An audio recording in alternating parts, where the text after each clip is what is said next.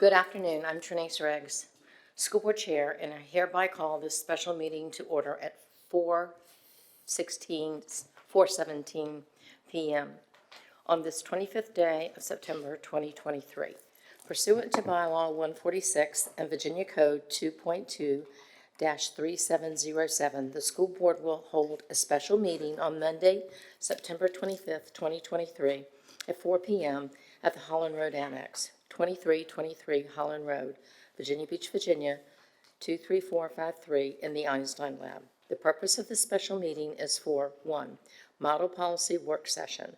Members of the public will be able to observe the school board meeting through live streaming on schoolboard.vbschools.com/meetings/live.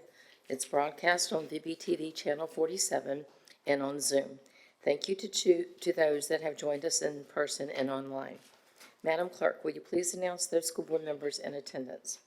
Thank you, Madam Chair. Present in the Holland Road Annex Einstein Lab is Chair Riggs, Vice Chair Weems, Ms. Anderson, Ms. Brown, Mr. Callen, Mr. Culpepper, Ms. Franklin, Ms. Martin, Ms. Melnick, and Ms. Owens.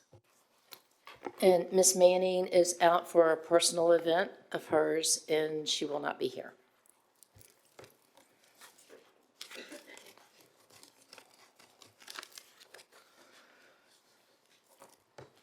School Board Administration Matters, the Superintendent Search. We're seeking input for the Superintendent Search, and there is a survey on the vbschools.com website in which the public can share their input regarding qualifications and leadership attributes for the new superintendent. The survey opened today, Monday, September 25th, and will remain open until Friday, October 6th. On the website, there is also a link to apply for the superintendent position. The link will take you to HYA, which stands for Hazard Young Attia and Associates, the search company we are using, and to complete an application. Again, we are encouraging our staff, students, parents, and guardians, and community stakeholders to partake in this survey. As a reminder, the school board meeting on October the 10th will take place at the School Administration Building, number 6, at 2512 George Mason Drive. Over the next few weeks, the various departments and offices will be moving back to our regular school administration building. Let's now join me in observing a moment of silence.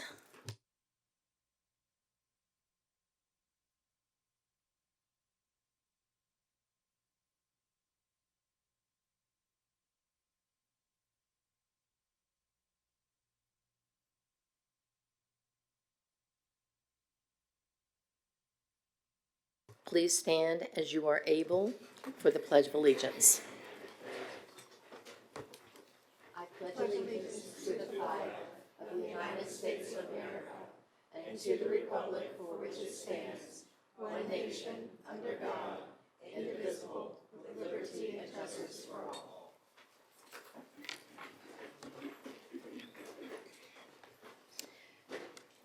Okay, the adoption of the agenda. Are there any modifications to the agenda as presented?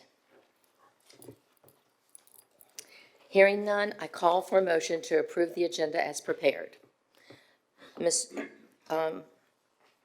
Franklin, and seconded by Mr. Callen. All in favor, please raise your hand. Madam Chair, we have 10 ayes. The motion did pass. Thank you. So we're now starting with the 2023 Model Policy Work Session. Welcome, Dr. Gene Saltner, our Chief of Staff. He will be our presenter.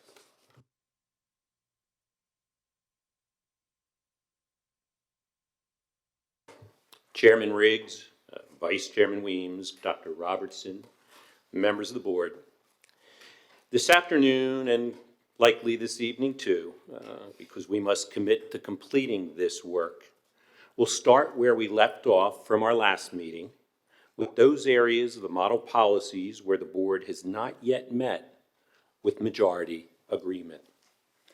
We'll leave behind us those policy items and sections on which majority agreement was shared among the board, and will focus instead on those which the board has not yet reached a majority decision.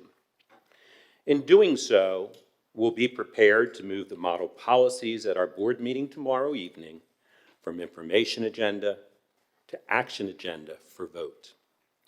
The onus is on you to act on the information that I'll present. Recall that the board directed administration to develop regulations consistent with the model policies. And I represent the working committee which examined our current policies and regulations and proposed new to align with the said policies. You'll see as we advance through each section tonight, in some instances, the committee proposed the language of the model policies verbatim, and in others, we proposed new regulation or embedded it into existing regulation. I'm here to present this work, the committee's consensus, and to facilitate your discussion around this committee's work on the model policies. I'd like to remind you, the spokesperson for this group.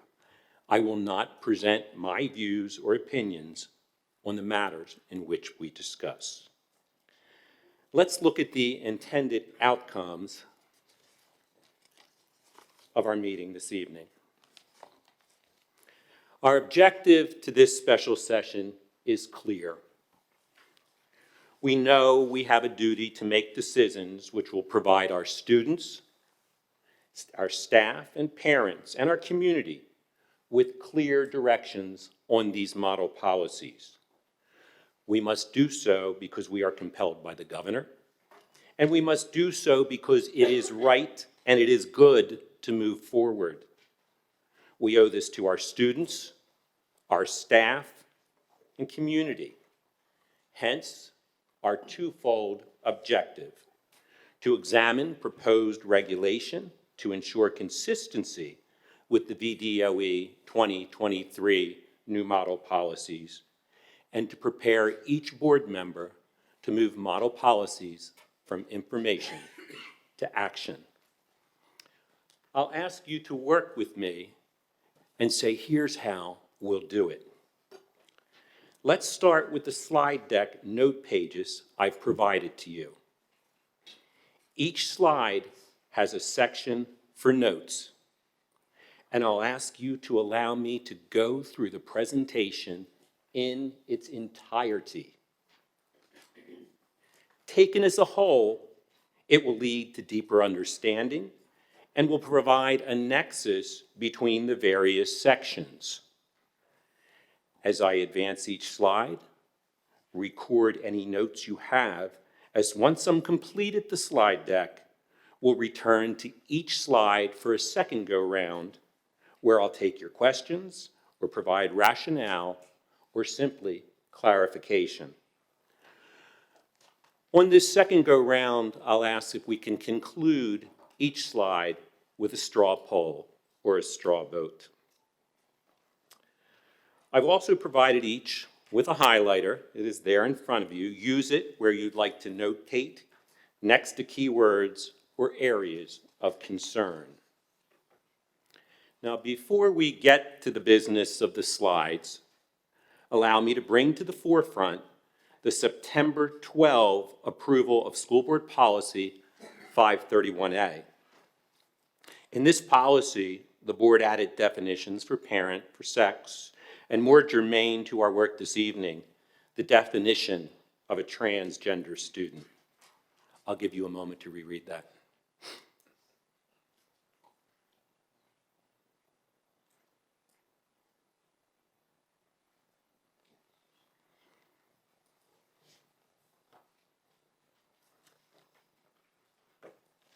Much of the work I will present to you this evening that the committee completed is grounded in this policy approval, and as such, I will refer to 531A frequently. That said, now let's look at the presentation format of what you'll see consistently on each slide.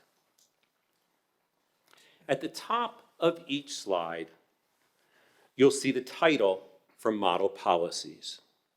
In this instance, for my example, you'll see the word definitions, a specifically titled part of model policies. Next, on the left, you'll see the model policy section and verbatim language of the model policy. And finally, on the right, you'll see how VBCPS has operationalized the model policy language either in approved, existing, or proposed policy or regulation. For illustration purposes, I am again showing you a key component of Policy 531, the definition of a transgender student. Now let's examine the consistency with the model policy, because I'll be asking you to do the same thing as we advance slides this evening. Transgender, defined in model policy, is highlighted here. It's a public school student whose parent has stated in writing that the student's gender differs from the student's sex. Look to the right. You'll see the same with the operational, where we have moved the language from gender to gender identity to align with the Virginia Human Rights Act, and we as a board refer to gender as gender identity in our policies.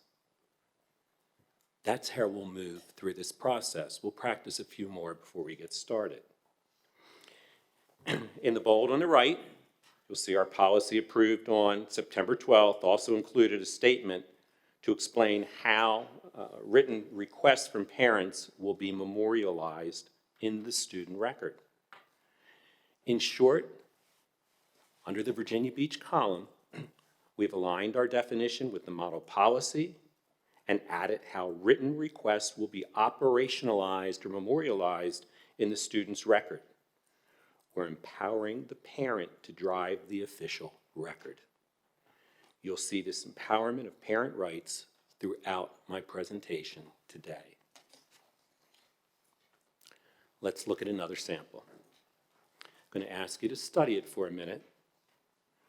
What section of the model policy does it address?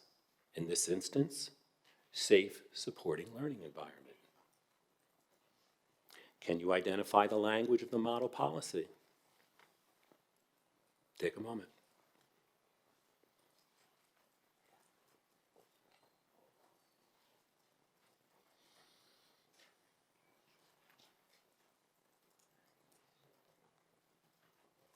And if you look to the right, the proposed Virginia Beach City Public Schools administration. On the left, model policy. On the right, board regulation. All we have done here is added language to an existing regulation to align nearly verbatim with model policies. Parents must be informed of counseling services and the opportunity to object. Note the slight variation. Gender identity was added to gender from the model policies. Again, I'm looking at Act 531A and board policy, which refers to gender or gender identity. Now, you'll see proposed policy 6-441E2, and we imposed embedding the language of the model policy highlighted in gray. We have not included in our proposed and existing that no student shall be required to participate in any counseling services because it is already in Virginia code. No student shall be required to participate in any counseling program to which the parent objects. This already exists.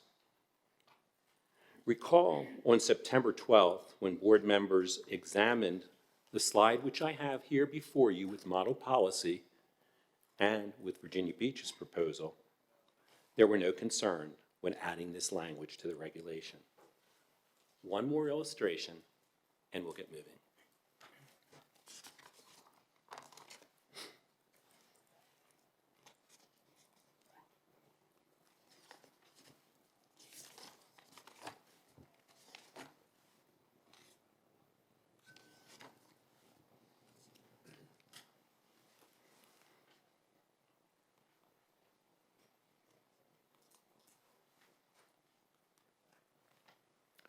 Let's take a look at identification of students.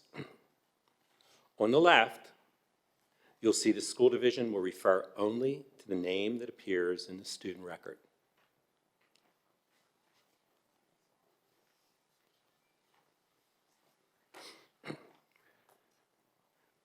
Or if the student prefers a commonly associated nickname.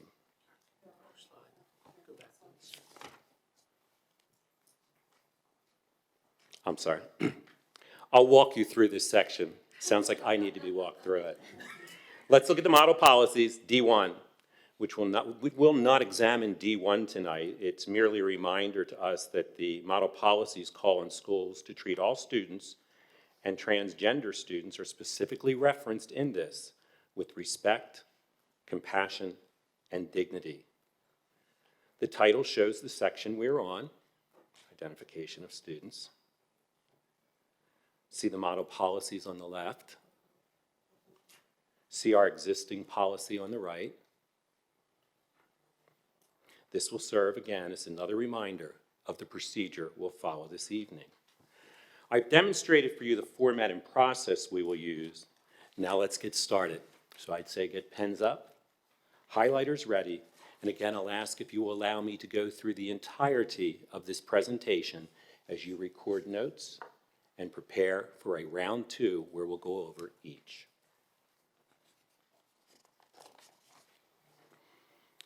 The next 5 slides examine model policies in terms of how we refer to students, that is, identification of students. On the left, you'll see the school division will refer only to the name that appears in the student record, or if the student prefers, a commonly associated nickname. Model policy uses the language student prefers. Look to the right. VV proposes assigning that authority to the parent. In our proposed regulation on the right, we leaned into 5-31A to allow parents to designate in the official record how we'll refer to this student. Case in point, William's nickname is Beamer. We allowed this because we empower the parent to designate. In short, our regulation does not require the gray area of a commonly associated nickname as the model policies refer. Who makes that decision? Instead, we empower the parent. Model policies is, after all, about parent rights. The model policies' guiding principles state schools should defer to parents to make the best decisions with respect to their children. Again, pulling up that rationale I showed you earlier, and that is that any writing from the eligible student or parent of a minor student shall be memorialized in the student's official record.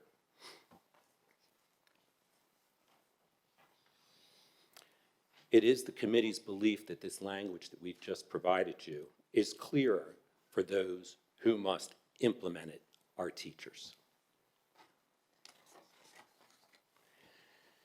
D2 and D3 are similar, but instead of names, D3 addresses pronouns. In the VP-CPS proposed language, the committee looked at this the same way we did with D2 nicknames. Anytime that we see students' official record means that the parent is involved in the process. We honor parent rights. Again, the language of the guiding principles of model policies. Schools shall defer to parents to make the best decision with respect to their children. We used the same approach with pronouns. Gender identity was added to the proposal to align with 531A, as I've done on multiple slides, as captured in our definition that you approved on September 12th. Now, before we go into much detail, or any angst should arrive from D2 or 3, let's take a look at D4. D4 will give you clarity on D2 and D3, and I believe peace of mind in knowing the proposed language here is consistent with the model policy. If the child has been approved by the parent to be transgender, then the corresponding pronoun will be used. We are looking at consistency in honoring an individual's parent wishes for his or her child.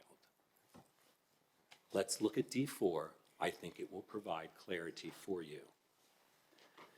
D4 brings D2 nicknames and D3 pronouns together, noting the consistency between model policies and Virginia Beach regulation in the wording of empowering parents.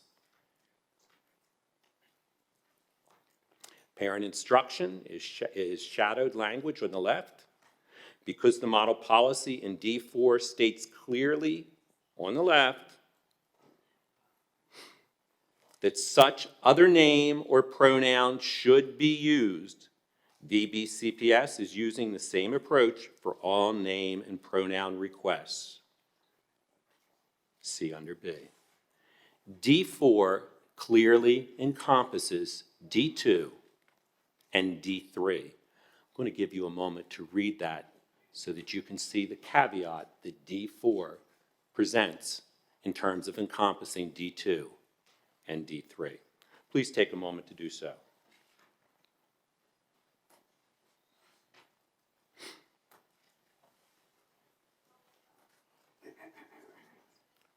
When you're done, if you'd be so kind to look up, I'll know I can continue.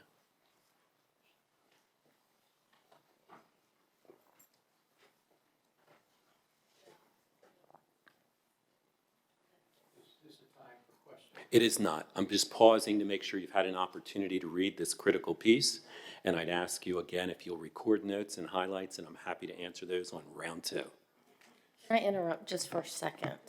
I'm not asking a question. I just want to announce that Ms. Weems had to, because of kidney stone, she's told me to say this, she just driving herself to the hospital. So just want to let you know that's why she's left, okay? And Ms. Melnick will be taking her place. Thank you, Ms. Melnick. So keep her in your thoughts and prayers, people. Will do. Thank you. D6, not a black and white issue, might you like to think, yet it is very straightforward. Take a moment to read model policy D6.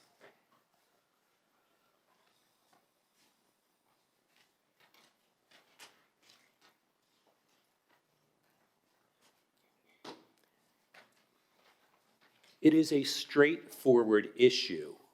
Why? Because regardless of one's beliefs, we cannot discriminate against or harass another based on our own beliefs.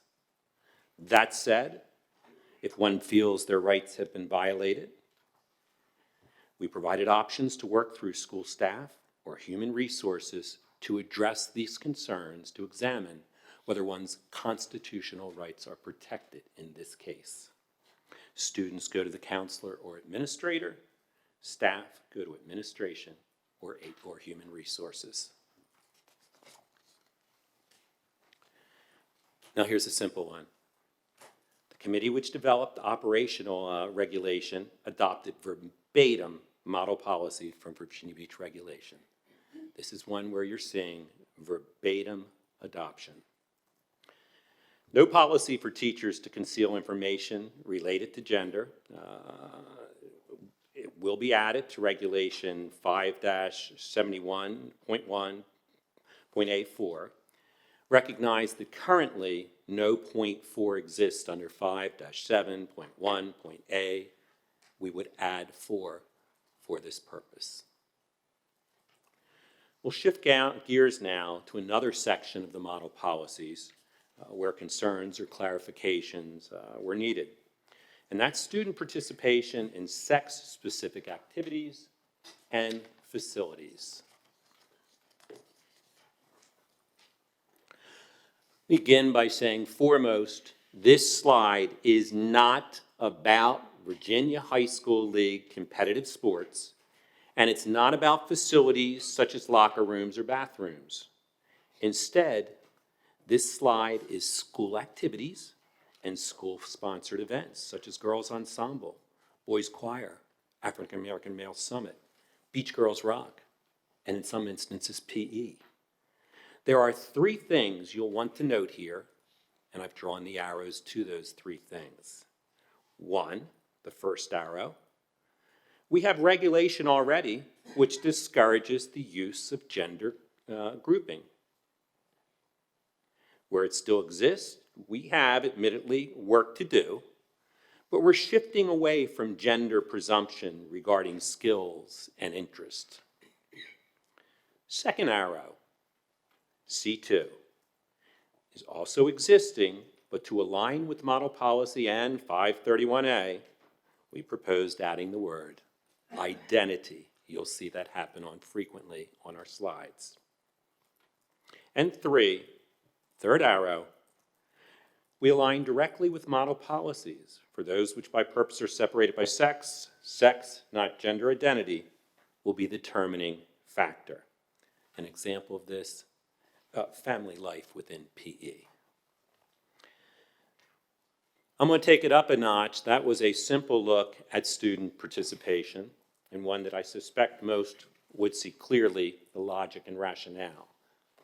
Let's go now to where there was some disagreement in our September 12th meeting. Go ahead and take a moment before I proceed to read both sides of this slide.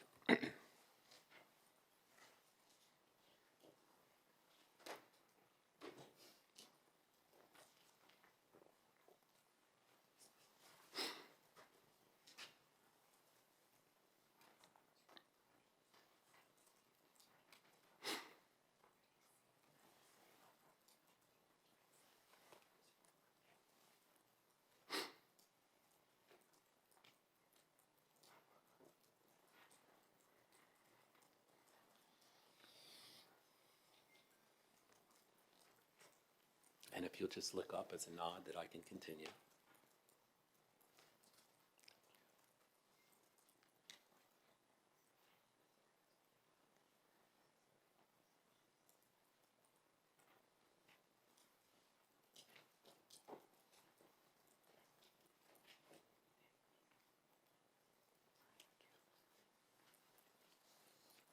Thank you. Note there are two items from model policies to consider here. The first, highlighted in gray above, where state or federal law requires. Important because it acknowledges that students shall use bathrooms that correspond to his or her sex except to the extent that federal law otherwise requires. Here, giving a nod to our own Fourth Circuit in the case of Grimm versus Gloucester County School Board. The second notes parents should be given the right to opt their child out, and the child shall be given access to alternative facilities. Now look to the right. Take a moment and process that one more time. Process that.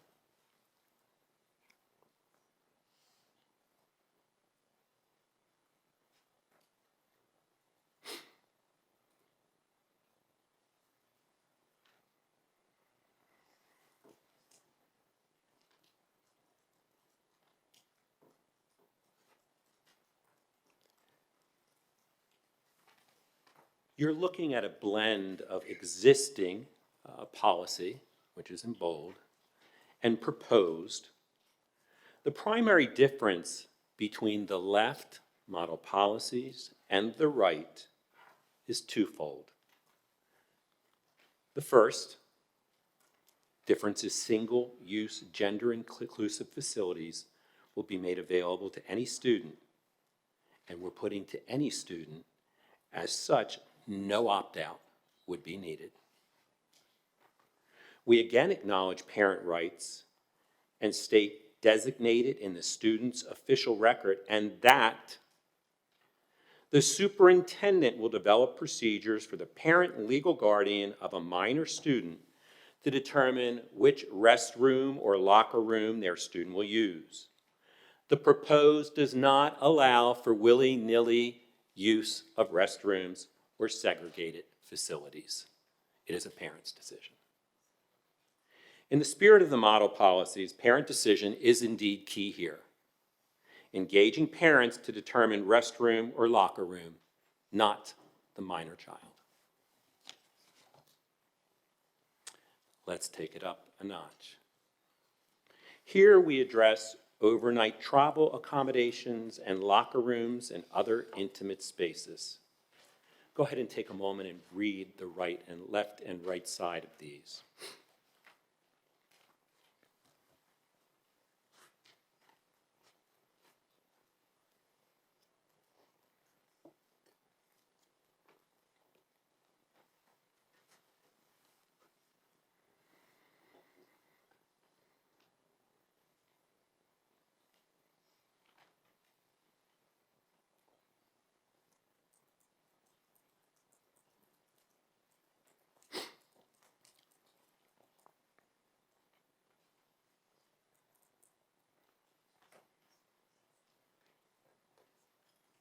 We already addressed this in slide 14, but it's now expanded to include overnight accommodations. Draw your attention to the caveat. I've just pulled an arrow up to it. This is a nod to the extent required by law. Again, you'll see the evidence of policy 531A, which defines transgender to include the term gender identity. And as we did in the previous slide, operationally, we offer a reasonable accommodation as stated in the model policy. No student will be required to share rooming, bathing, or changing facilities and may request single-user facilities.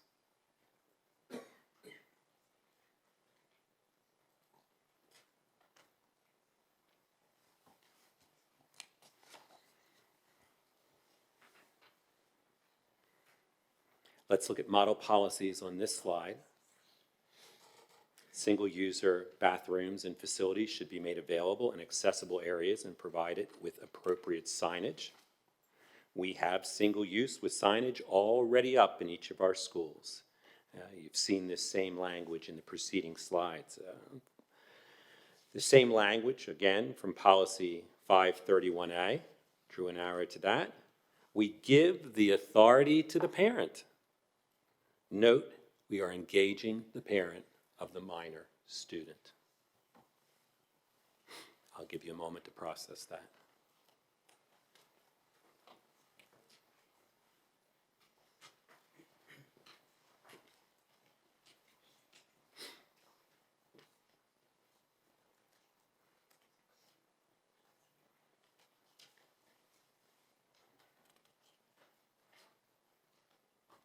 Again, this prevents willy-nilly use of entering restrooms, etc. Now let's look at student participation in sex-specific activities facilities. This is a simple one for me because it duplicates model policy. Verbatim, not quite. It duplicates it except for the single words. On the left, the school's ADA coordinator. We do have one for our division. And the school's 504 coordinator, and that's where this would go.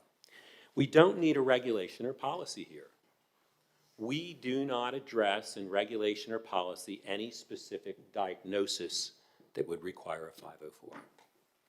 Can you say that again? Yes, there's no need for a regulation or policy regarding gender dysphoria. We do not have a regulation or policy for any of the possible diagnoses that a child could have, from asthma on up.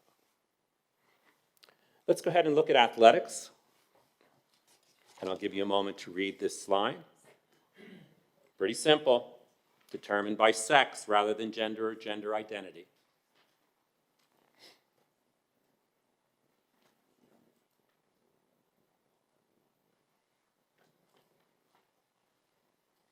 Model policy language,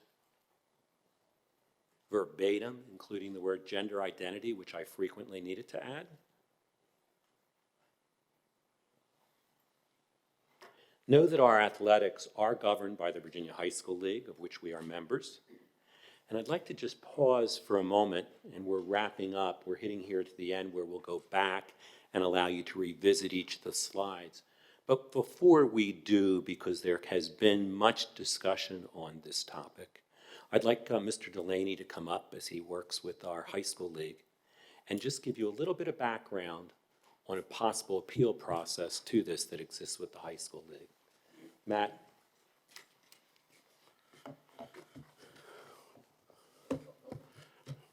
Thank you, Dr. Soldner. Good afternoon. You may recall at the end of the workshop session, it was early in the morning that evening, Ms. Linetti requested the board take a look at the VHSL policies.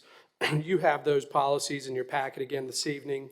It has the chart on the front and the policies listed throughout. Also, Dr. Robertson followed that comment up with sharing that the VHSL Executive Committee was going to meet last week, and the transgender policy for the VHSL was on the agenda. So I'm going to cover those two topics in the next two slides. You see policy 54-6-1, term participation limitation. This policy states that if a school maintains separate teams in the same sport for girls and boys during the school year, regardless of sports seasons, girls may not compete on boys' teams and boys may not compete on girls' team. If a school maintains only a boys' team in a sport, girls may compete on the boys' teams. Boys may not participate on a girls' team in any sport other than cheerleading unless the Virginia High School League Executive Committee determines that boys' opportunities for participation in athletics have been limited in the past. I use the term athletics and not in that sport. It's an important distinction. Policy 28A-81 is the transgender policy, which is the appeal process that is provided for parents. The VHSL rules and regulations allow transgender student athlete participation under specific conditions. You have a detailed list of those conditions in your packet under the transgender policy. You will note that the Virginia High School League outlines these with 8 conditions, and I can provide greater detail during the questioning portion of the meeting. But it's important to note, if you look at the next slide, that generally speaking, or to outline, the VHSL appeal process involves a significant multi-level review. It starts with the parent initiating the appeal, indicating that the student has a consistent gender identity different than the gender listed on the student's official birth certificate or school registration records, and that the student desires to participate in activities in a manner consistent with their gender identity. The multi-level involves the school principal, the district committee, which involves 3 principals, the VHL executive director, and potentially the executive committee if a parent wants to appeal beyond the executive director. Extensive documentation is required. It's outlined in your packet, but it also includes medical information. The ultimate goal of the appeal is to determine 2 things: that the expression is bona fide and not for the purpose of gaining an unfair advantage. Not yet. Let me just go through this, and questions will be there, Mr. Callen. I appreciate it. Last week, the VHSL Executive Committee held their first meeting of the year.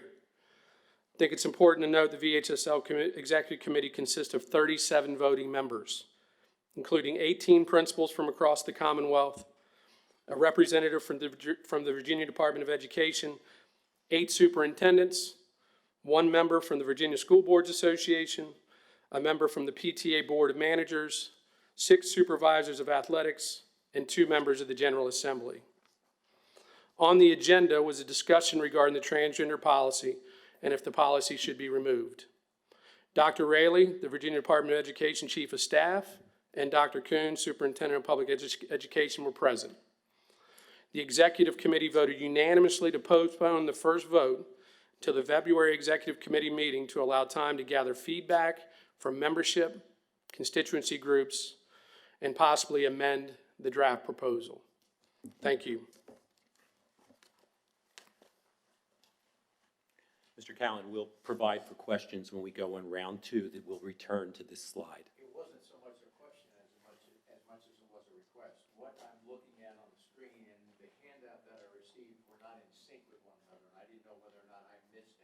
You did not. It is. Thank you.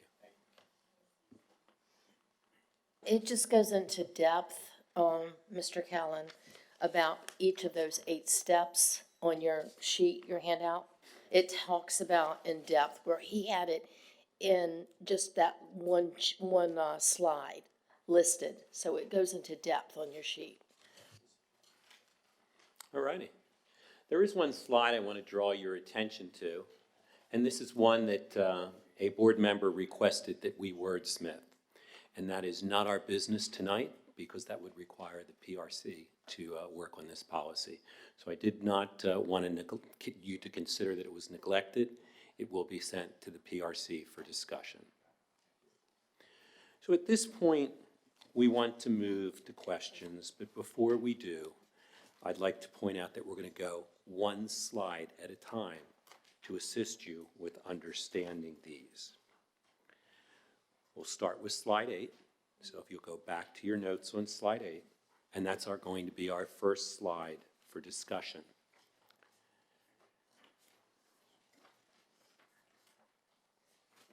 Give me just a moment to get back to slide 8.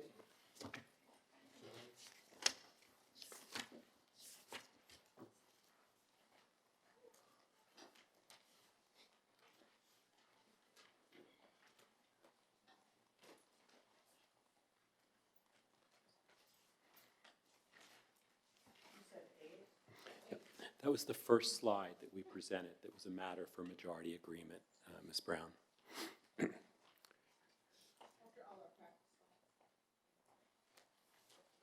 3 of your handout.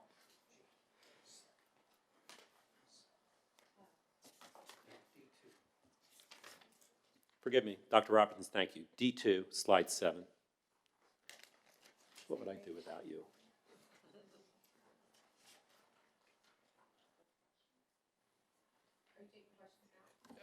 I think that's for the board chair. Okay, Jessica. Okay, Ms. Melnick? Okay, so I already know the answer, but just for clarification, because you gave an example, if a child's name is William and he's been called Beamer his entire life, as Mrs. Weems's child has been, that is a name that is not commonly associated with the name William, like Will or Willie or Bill or what, okay. So the parent must write a note in that says, my child would like to be called Beamer. And that's correct, Ms. Okay, Miller. but in my case, Kimberly, I'm called Kimmy, that's commonly associated, we're good. Yes, there's no question there. But we don't want to challenge our teachers with deciding what is commonly associated nickname and what is that's- not. And so as we looked at putting this into operation procedurally at the school, we're going to first of all draw on the rationale that you'll see on the bottom of that slide. Any writing from the eligible student or parent of a minor student shall be eligible student or shall be memorialized in the student's official record. Okay. This is not changing the student's name, it's placing the nickname in And the technically, record. that already exists, correct? Does indeed. For those of us that, for those of us who are not teachers, but also do discipline hearings, we get a copy of the official student record, or at least the first page of it. That's correct. And it says on there, last name, first name, nickname, or preferred name. That is actually, and has been in existence since the beginning of time. You are Okay. correct, Ms. Melnick, All thank you. All right. Ms. Owens? Thank you. I have a couple of questions. First, when I'm looking at the proposed side of this one, I don't see the wording about commonly associated. So Kimberly being able to go by Kimmy, where is that captured in our proposed regulation? It's in the proposed in that we are going to allow the parent to make that decision. The parent will memorialize it in the record. So Kimberly will not be able to introduce herself to her teacher as Kimmy and be called She most Kimmy. certainly would. Kimberly's mother is going to give the opportunity, or given the opportunity to indicate on the record the nickname that the parent will let Kimmy be called. So Kimberly going to class won't be able to say, I go by Kimmy, unless the parent has put that on the sheet. That is the intent of this proposal. That is correct. And I guess for clarification, this rule applies to all school personnel?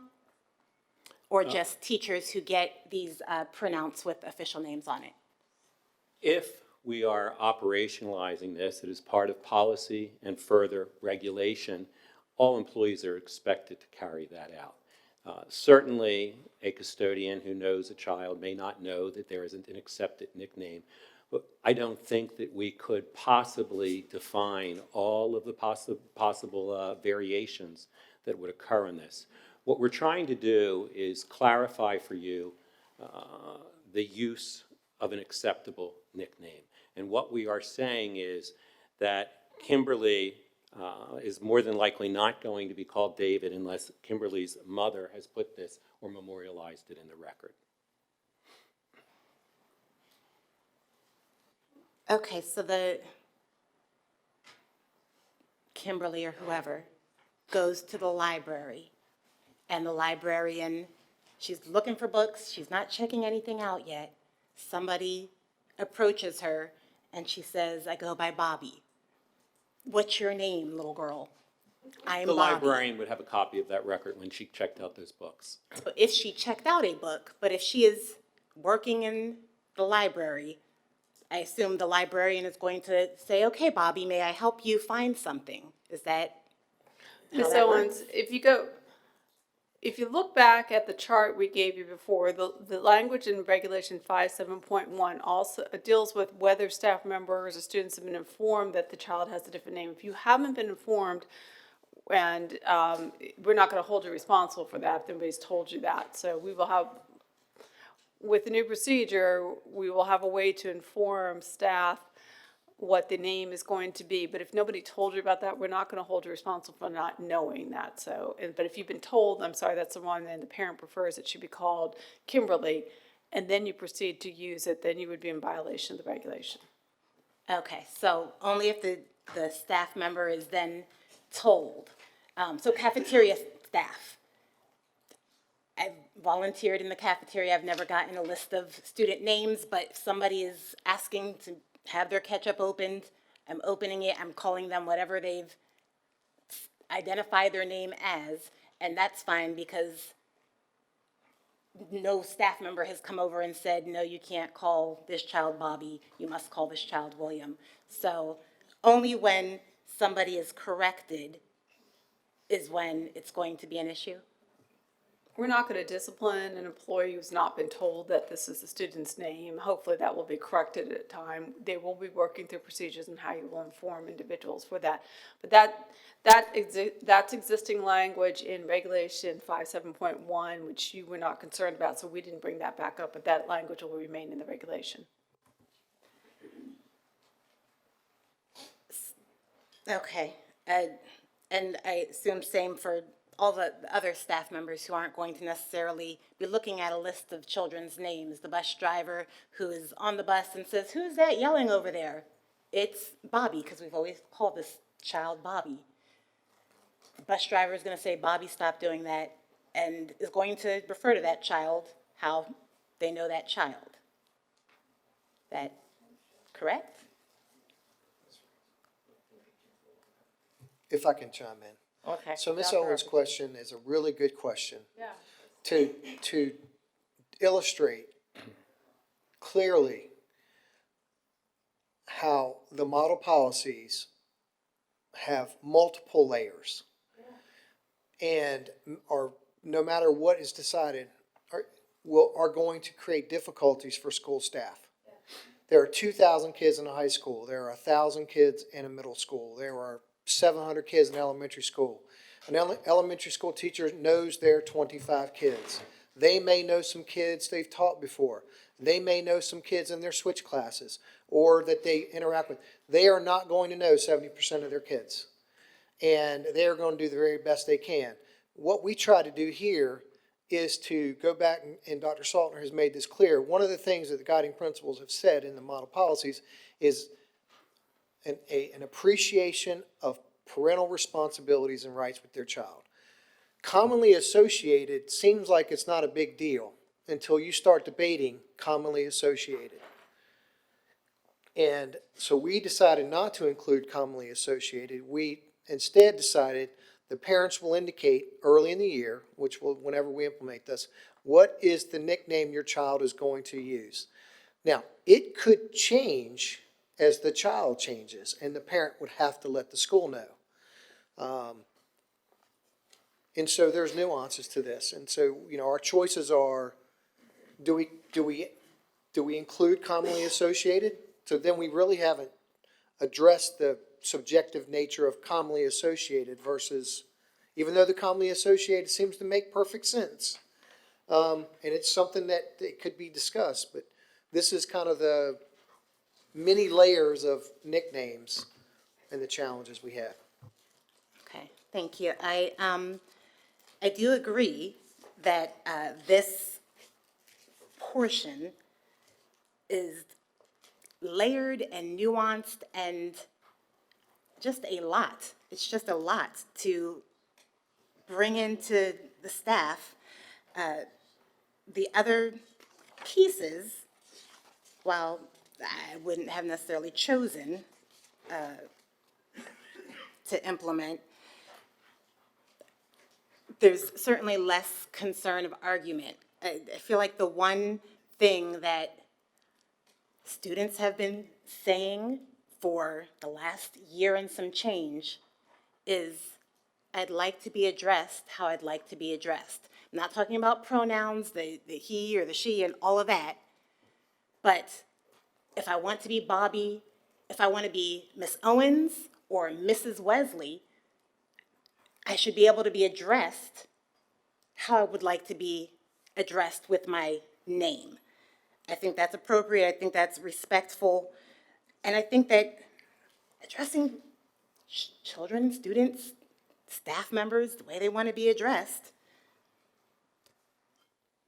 eliminates the problems of how does the bus driver know what to call this child versus the PE assistant versus the cafeteria monitor versus the librarian, the coach. So while I can probably agree to most of these other things in a straw poll, and this may still go through, it won't go through with my vote of not addressing students by the name that they want to be addressed by. Understood. Thank And we must draw on the model policies, and those put the rights there shift to the parent. And so we're respecting the model policies in our interpretation as a committee. We are not going to take a vote on each of these. We're going to do a straw poll to see where we stand, but ultimately, tomorrow night, you will vote. You'll vote your conscience, you'll vote your beliefs and principles tomorrow night. So it won't be a separate vote on each of these slides. We're doing a straw vote or a straw poll to get a feel. Tomorrow night will be one foul swoop of the proposals that we have here. Okay, Ms. Martin? So building on this idea of layers in this section here, this allows a parent to forcibly out a student who might not be ready, to select a name they might not want to be called by. This allows a parent to weaponize this policy and put inappropriate nicknames in our record system. There's nothing in here that would stop a parent from putting in all teachers deserve a raise, Martin. So how are we going to combat that side of this policy where maybe a student wants to appeal what a parent has put in? Maybe a parent is saying, look, I'm going to make you go by your great-grandfather's, your actual given name in school this quarter because you didn't get straight A's. How are we going to kind of combat that other side of this? I understand we want to empower the parents, and I understand we don't want to put teachers in a position to decide the subjectivity of a commonly associated name, but maybe some kind of appeal process in here might be worth thinking about. Yes, so Ms. Martin, that's a good question too. I draw your attention to the language. It says, school personnel shall refer to each student using only the A, name that appears in the official record, or B, a nickname. So in that case, I believe a teacher would probably just say, you're still William, I'm not gonna call you. I think all teachers need a raise. So then it's not parents' rights, it's teacher's choice? Well, no, it's, if the student's official name is like Donald Elliott Robertson, I can call you Donald. Or if my dad would have said, no, Donald is Elliott, then I can call you Elliott, or you call him either one. So if you get a situation where the nickname is something that makes you uncomfortable as a staff, you can call him by Donald, but you can't call him by something So else. that's also problematic with our transgender students who do have parent approval. So Samuel can go by Samantha, and the school personnel could choose to call them Samuel? In that language, they can refer to the student using the name that appears in the record or the nickname. So the teachers do not have to use the nickname. That's not what it says, it's or. And it's or in the model policies too. Okay, thank you.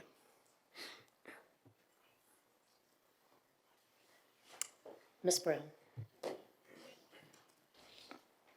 Okay, so first I have a question. How would the parent, and what is the process for designating this going to look like in practice? We provide parents, every school annually, beginning of the year, provides parents with the printout of the record that we have. The parent has the opportunity to make changes to that record. That would be the time that a parent would add the name that the parent feels appropriate. Okay, and is there a way to request it, and what would the process be if you decide to go by a nickname partway through the year? And the parent wishes to make that change, simply calling the guidance office, speaking to the counselor, and that change would be made. Okay, and so I'm actually fine with this language. I think if Vanessa is going by Samuel or Kathleen's going by Kathy, more often than not, a parent should know that nicknames are, again, I'm going to echo this, I've said it a million times, I'm going to say it again. A nickname is a name everybody knows you by. A nickname is not a name that our staff is encouraged to do a different name around the parents of that kid. So I'm okay with this, though. I think that this doesn't single out any specific group of people, so I appreciate that thought in this language. Thank you. Ms. Melnick?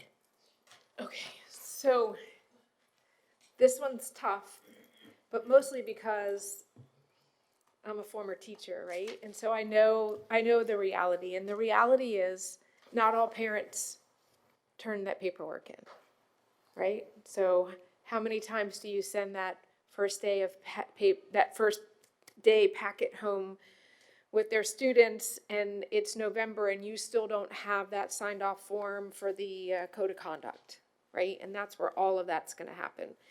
And so I think about the kids, or the position I would be in as a teacher now, that, you know, as much as I'd like to call you Jean, I can't. So Eugene you are until I hear from your mom. And then it's, dang, that's the parent's fault, right? Like, and so that's reality. I know it seems so easy to the world that it's just a simple thing. Your mom or dad or your guardian are gonna send this thing in and everything's gonna be fine, because so many parents are wonderful. And guess what? Some aren't. And they don't do right by their kids. And that's the reality in our schools, in any school, in any city, in any state. So I feel for the kid who's not going to be able to be Jean because the mom won't turn in that paper. And Ms. Melnick, that's where you as a teacher would probably call that boy or girl's mom and ask them to do so. And I get that. And that's what our sometimes there are compassionate staff will right. do. But at the same time, and I wouldn't have thought of this, but the other part is when we're giving parents the right, we're asking the parents to tell us, and then a parent says, I want my child to be called this. I've changed it in their record, or I've indicated it on the paper. This is the name I want my child to be called. It's a parental right of mine to tell you that this is what you're going to call my child. And then per this policy, the teacher can say, I'm not feeling that. And so parent rights are great when they work in some people's favor and not so great when it's the other side. And if a parent is telling us this, then I'd like that policy to reflect that we're going to do what the parent says that we're going to do. If that's the road we're going down and this is really about parental rights, then let's make sure it exists for everybody. I mean, if your mom tells me she wants you to be called Jean, I'm going to call you Jean. I'm never going to call you Eugene. And so, I don't even know if Eugene's your real name, but anyhow. It is. So, this is the one, like Ms. Owen said, technically with all of this, I'm okay here. But, and again, I'm sorry to repeat myself, but this is what policies create for school districts. And this is the work that has to be done in order to make this work. And at what point, Mrs. Linetti, I have to ask you, if I put down that I want my son, Andrew Roman, to be called Trey, and the teacher says, no, it doesn't make sense to me, he's Andrew, and he's never been, like, what happens with all of that, and where do we land? I know you all want every possible thing worked out. I think these are things that schools do all the time. I think as Dr. Sultan has indicated, the student is adamant and the parent wants to do something, you're going to have that conversation with the parent, an administrator, or a teacher, depending on what's going on. I'm not sure we can legislate for every issue you want to resolve. Our problem was you told us to provide you language that was consistent with the model policy. We felt the language was confusing in the model policy. We wanted to help staff be in a better position not to be in violation.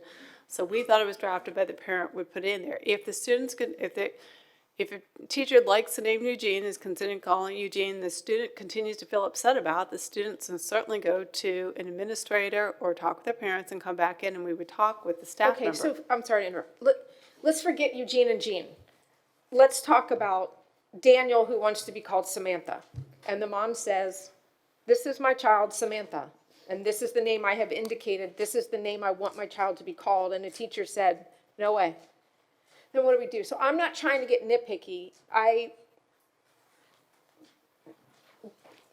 This language, as proposed, that personnel should refer to them as the official name of the record or a nickname. If they're choosing a name that is not either the official name or the nickname, then we'd have to deal with them because that staff member would be in violation of your regulation. Except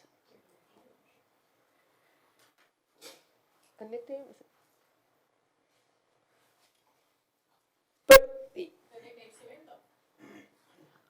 all right, and that would be the conversation if it's, let's say the student's name is Daniel, and the official record Daniel on there, but the parent has chosen that the student would be Samantha on there. We would have to decide if they're going to say that's it would depend on how the parent came into it. So I want the nickname to be Samantha, so now you would have an official name Daniel and a nickname Samantha. We'd probably have to have a conversation, when do you want us to use that? Or it could be, I know his official name is Daniel, but I want the official name to be Samantha. And we would take that writing, the parent agreed to that, the parent's the legal guardian, then we would call you Samantha, even though legally your name is Daniel. Okay, that's good. That's all I wanted to know. Just this talk down here made it seem like if the teacher wasn't jive with that, then we're not going to do it. If it becomes adopted as our regulation, supported by policy, school board employees must follow that. Okay. You'll see the slide that we had earlier. If one feels that their constitutional rights Yes. are at issue, then we'll revisit that with our school administration or our human rights or our human resources. Okay. And I think, Likewise, the same applies per student if they feel their constitutional rights are violated. okay, I appreciate that. Thank you. All right, thank you. Ms. Owens? Thank you. And this is a question more about implementation. Talked about at the beginning of the school year, a packet going home and parent marking it. In 2023, packets don't come home at the beginning of the school year. At least not in the schools that I have been in for the last 3 years with my currently enrolled Virginia Beach school student.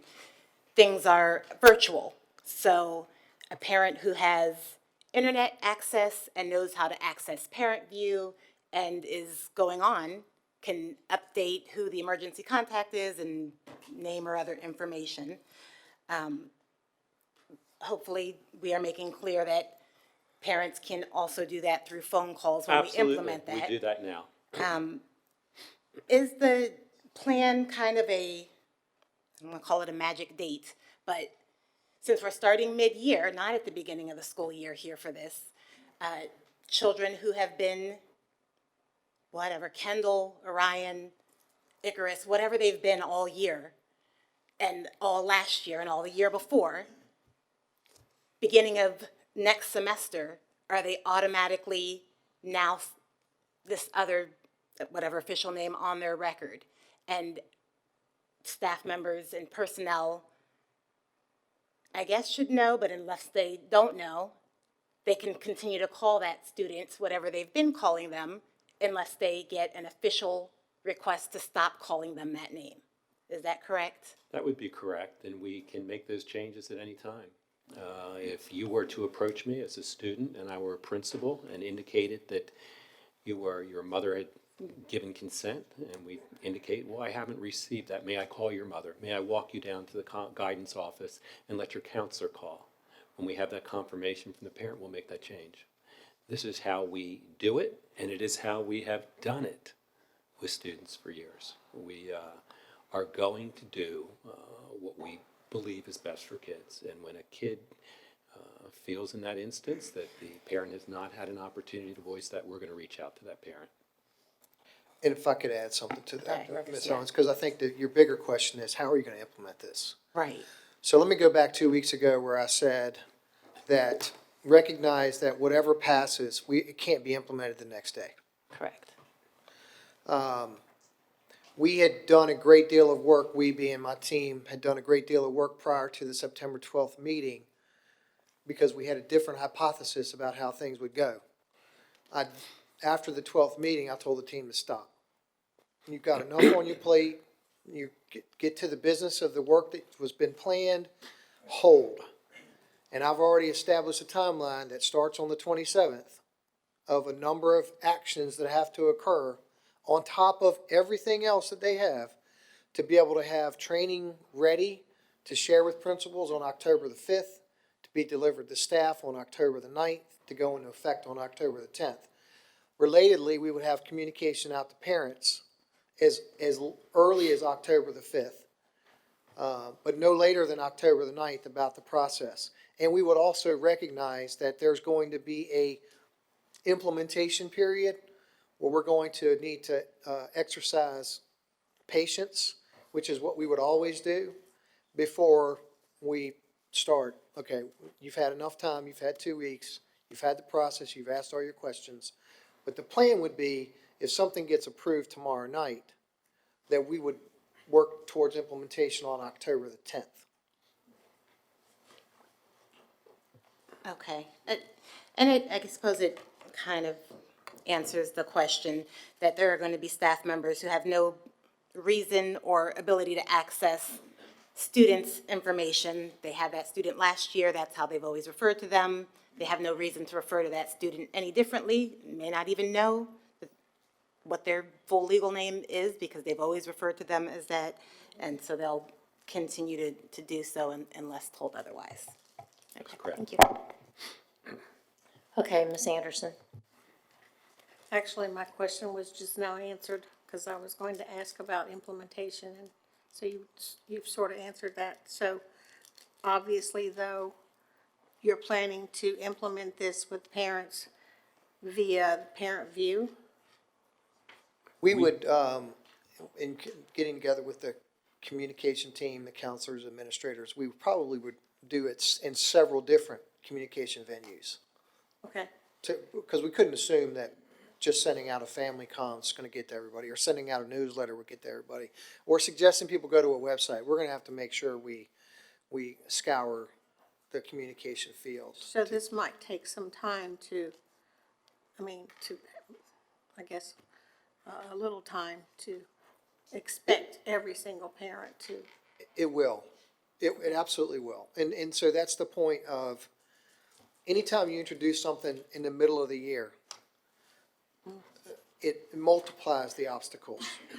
To Ms. Owen's point, kids have been identified by a particular name for however long they've been in that school. If things change based upon this, there's going to be an implementation dip, so to speak, where there's going to be some struggles. But this is what we do. We work to the best interest of students, and we will abide by the regulations and policies of the board.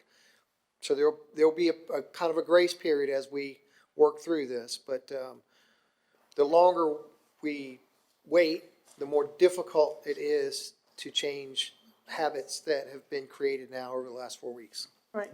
So during that grace period, we might expect teachers to have to contact the parent and say, look, your child continues to ask me, and we've been calling Johnny Barry or whatever, since September. I really need you to put this in writing. So would it suffice to say that a parent could just write a note? And send it to school, and then the teacher implement it through Yes. Parent View? So we want to try, to the best of our ability, to keep teachers out of the business of any adjustments to names, nicknames, pronouns, et cetera. We really want that to go through the office where we can collect documentation. We all know that sometimes there are notes that come in that Don was absent yesterday because he was really sick. Don wrote that note, he wasn't absent because he was sick. We're going to have to verify with the parent before we agree to make any changes with the student. So we'll have to do that. Okay, thank you. Ms. Melnick. Okay, I'm sorry. I would like to state for the record, as you put it, we were really pretty much already in compliance anyway. I mean, that's the funny part about this whole thing, is we basically have been doing all of this always. There's a few little things here and there, but for the most part, that's why I love this division so much. We're always ahead of everybody else. But I would also like the public to know two things. There are always going to be hiccups along the way. I should have mentioned divorced parents who might disagree about a child's name. These are things that we're going to have to deal with along the way. That too is nothing new. But I think the most important thing to remember, and this makes me chuckle actually, is that here's the truth. The kids are going to call each other what they want to call them. And so, Jean, you're never going to be Eugene to anybody except a teacher standing at a podium. The kids know the deal. The kids don't care. And the kids are going to call each other by, quite frankly, whatever they're called. And so, but we are honoring the parents, as we always have. We've always had great communication in Virginia Beach City Public Schools. I taught for 17 years. I know that to be true, and I thank you for all of this work. To you as the presenter, to the committee that did all this work for the gazillionth time, and if you have a campaign fund, I'd like to contribute for Jean for president. So thank you. Ms. Malnick, I appreciate the nod to the committee. Yeah, We did our thank you. very best It's to a lot honor of the work. model policies and to honor a respectful implementation in Virginia Beach City Public Schools. And I thank you for that. Thank you. Can we do a straw vote? We're not going to vote on these tomorrow. We're just trying to get a notion of a gauge where you are on these. So may I see just by a raise of Yeah, hands? so Dr. Shaw, let me make sure everybody understands what we're doing here. Tomorrow night, we would like to be able to bring you a single version of how we plan to implement it, which means right now you have two versions on this slide. You don't get both. You need to pick which version does this board, the consensus of this board, feel needs to be included tomorrow night. The version on the left, the model policies as presented by Governor Youngkin, or the version on the right, the model policies presented by Virginia Beach City Public Schools.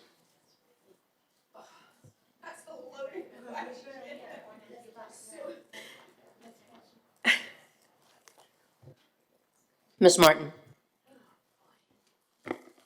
I mean, I would vote for it if it read that the parent-chosen nickname takes precedent, that the teacher has to use the parent-chosen nickname. There's not an or. That's parents' rights. Parent decides the nickname. I'd like to take that or out of there. And then I'd vote for it. Ms. Brown? Well, this is a difficult thing that I'm being presented with, because if you ask me whether or not I'm going to support the language on the right, I support the language on the right. But if you ask me if I support it over the language on the left, I'm going to go with the model policies every single time. So I'm just going to say I'm okay with the language on the right, and I'm fine with the language on the left. So I don't really know what to do in that straw poll. So Ms. Brown, we're not looking to rewrite anything tonight. okay. We've tried that. We've Yep. been at this for several months, since July. What we are looking for is this group to reach consensus or to vote to approve or disapprove the regulations that we are bringing to you this evening. I know that that is a big ask, but I think it is the right thing to do to move forward with this policy. Many, many hours have been put in by each of you, by the parents, students, community members who have come to speak, and I believe we owe it to them to make a decision. Ms. Melnick? Okay, so in fairness, Dr. Saltner, you pretty much have consensus from this board, except for pretty much one word in one rewritten policy. So I would hate that one word in that one policy could hijack this whole thing. Because, I mean, this board is pretty much in consensus with everything that you've done. Ms. Melnick, what if we change the or to and? Of it.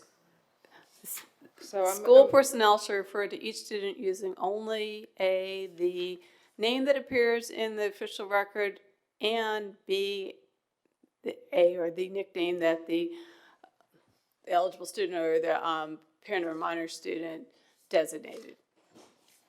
I was fine with the whole It thing. gets a little confusing because I'm gonna have to call you Eugene and Jean at the same time, but No, but see, the problem is, it wasn't the policy, it's not one word, it was the interpretation that popped up that said, if a teacher doesn't want to, they don't have to. well, if you take out or, they don't have a choice. They're gonna use the name that appears and only the nickname that the parent or the eligible student puts in the record. So that leaves a person with legal authority putting in the record. Now, you certainly have times where you're like Camel Vanetti, you're reading some official document on there, and then normally somebody would call me Cammy. But if you leave it and, then maybe it works for both.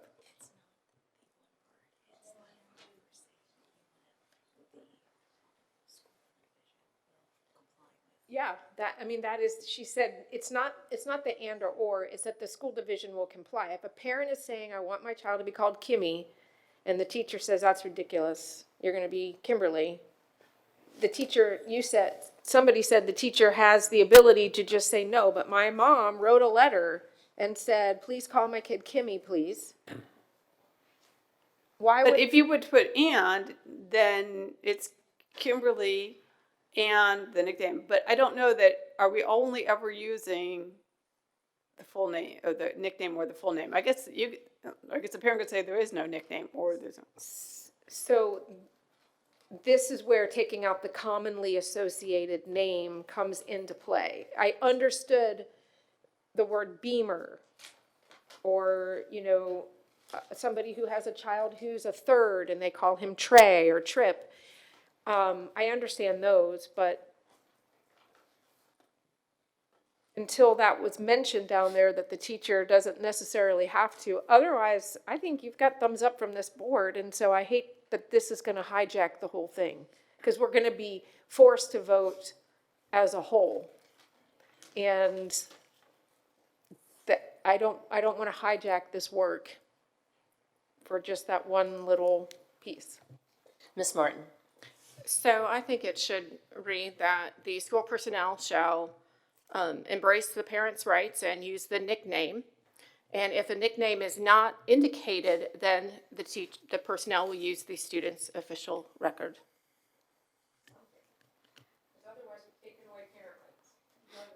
That's right. So the parents, they use a nickname first if it is in the record. If it is not in the record, then the personnel can use their given name if there's no nickname in the record.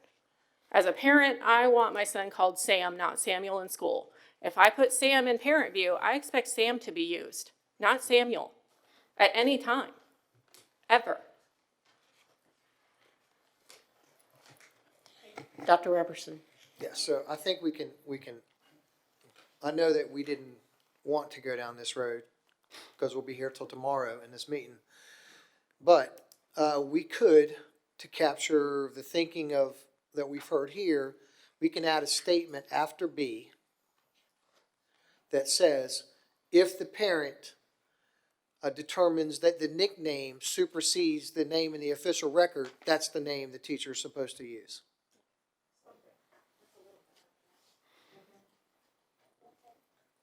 So, I'm going to write it down. If the parent notes the nickname supersedes the official name,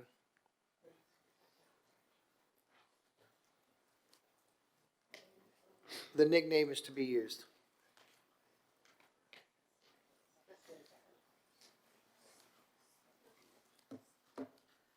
And that would come after the highlighted area before names and titles.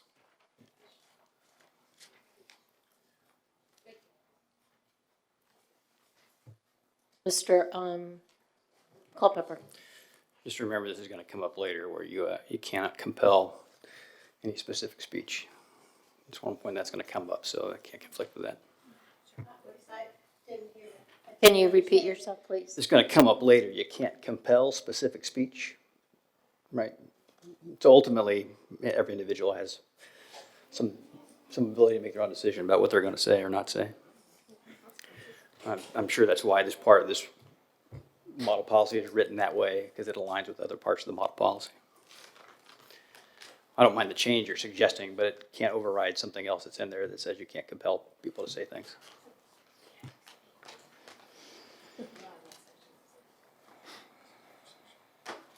The point being is, as we mentioned before, the way it's written in the model policies, multiple sections. You've got D, 2, 3, you've got to get to the next section to talk about what happens. So. But in fairness, this is about parent rights. If a parent has asked for their child to be called something. Again, these model policies, as the VDOE model policies, do not clarify a lot of this. We're trying to get for you stuff that is going to make it easier for your staff not to get themselves caught up in this. So that's why we've drafted the way we are, to help the parent. You're talking different concepts there. What Mr. Culpepper is talking about is a whole different concept than what the parent has chosen for the name of the child. I can't necessarily answer all of it in this section. You would have to get down to the other section to deal with that issue. But at this point, you're dealing with what the parent has designated for their student. The person who's got legal authority, the eligible student, or the parent of a minor student will decide the name that there's going to be choosing. The staff is not going to choose that. So that's what this section's dealing with. I understand that you're concerned about other sections, but all we're dealing with is this section right now. That's fine, as long as we don't have, all right, I guess it'll be the principal, it'll be up to the principal if a problem arises. We are prepared, if we get the green light to move forward these, to determine how we will implement at the building level. We have a group poised to begin working on that, and I'm confident in their ability to work through that and make corrections where they may have erred in those processes. We'll monitor and track what we put in place. Okay. So I think what we're asking is, would you support that which is on the right? With the added language that Dr. Robertson, Correct. okay. So We need a straw just a straw. poll. Okay, so straw poll, if you would support with Dr. Robertson's added sentence under B on the right, would you support that? Straw poll, raise your hand.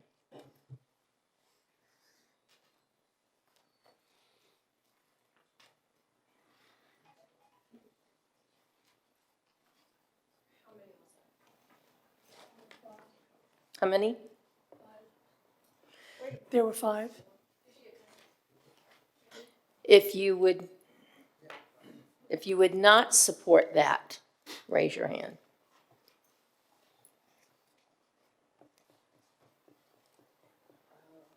Okay, let's go ahead and move to D3. So Ms. Manning did send in her preferred stuff and then, okay. She's not here. I'm just saying, and We look now at D3. I want to remind you that D2 and D3, names and pronouns, which is D3, also are encompassed in D4. So we'll take a look at D3. You'll see as you look at D3, I'm sorry.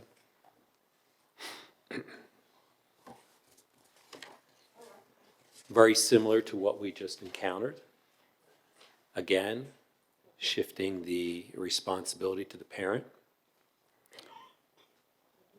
Model policy. Refer to each student using only the pronouns appropriate to the sex appearing in the student's official record. When we see official record, that means the parent is involved in that process again. And we will honor parent rights if they choose to ask us for another pronoun. But I'm going to jump to D4 first, because I want you to see how the model policies encompass that. So please read the shaded area on model policies on D4, and then we'll go back to D3.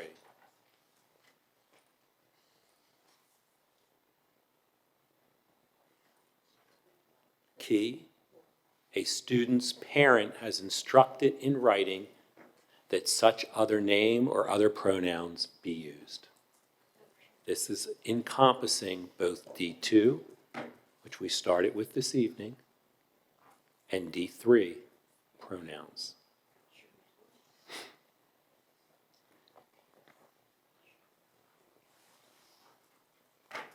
We'll jump back to D3. Okay, look at D3. And we have Ms. Martin. I appreciate the wording that our administration has come up with. It actually embraces parents' rights in a stronger way than actually the governor's model policies, which kind of gives takes government control and tells me what I can have my student called. Definitely have my support on this one in terms of parents' rights and giving us the decision-making power on what pronouns we want our student to be able to use. Thank you.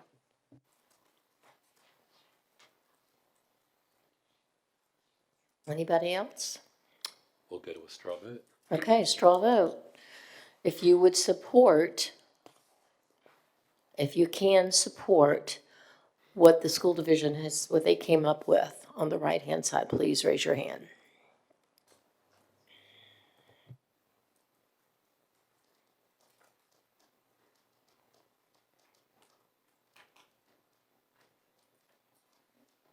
Okay, we have 6 ayes. Can we recount that? I thought I saw 7. Ms. Melnick left the room, but she was in support of it. She told me before she left.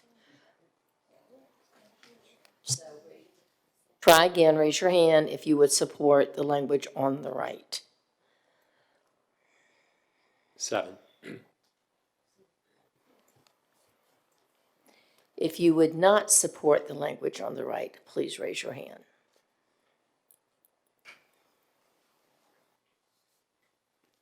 Thank you. We'll move to D4. Again, we've examined D4. The caveat that comes from D4 is that bottom grade area under model policy, a student's parent has instructed the school in writing that such other name or pronoun be used.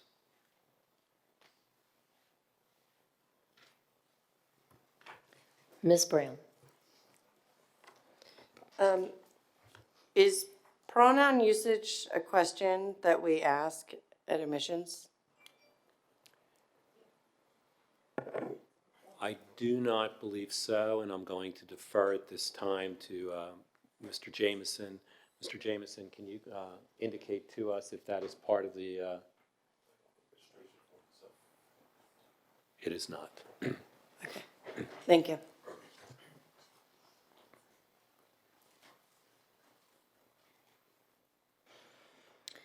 Any other, Mr. Culpepper?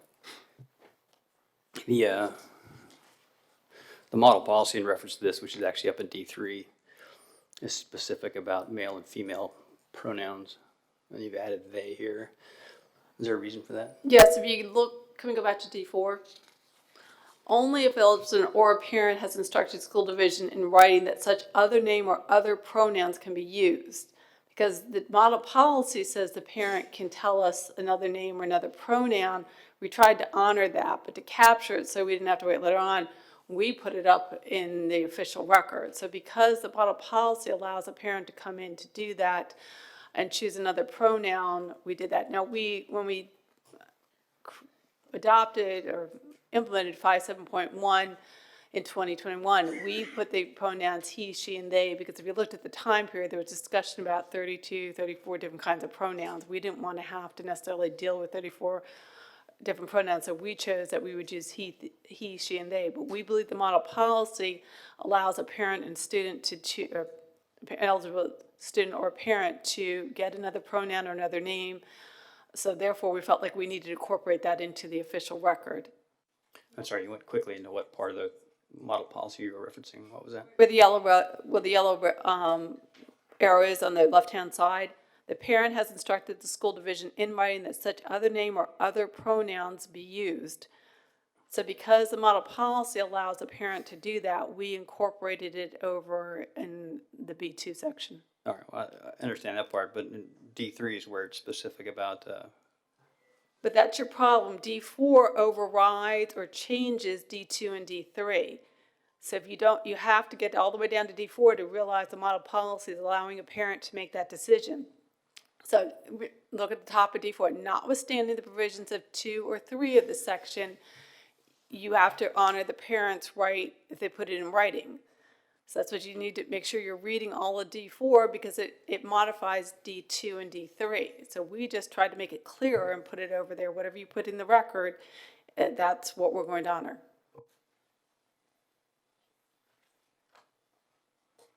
Straw vote, Ms. Riggs. A straw poll for if you can support what is on the right, what the school division is proposing.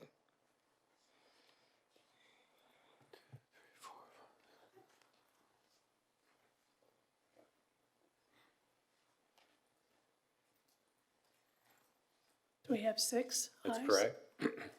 Raise your hand if you cannot support what the school division has put on the right. And we have 3 nays.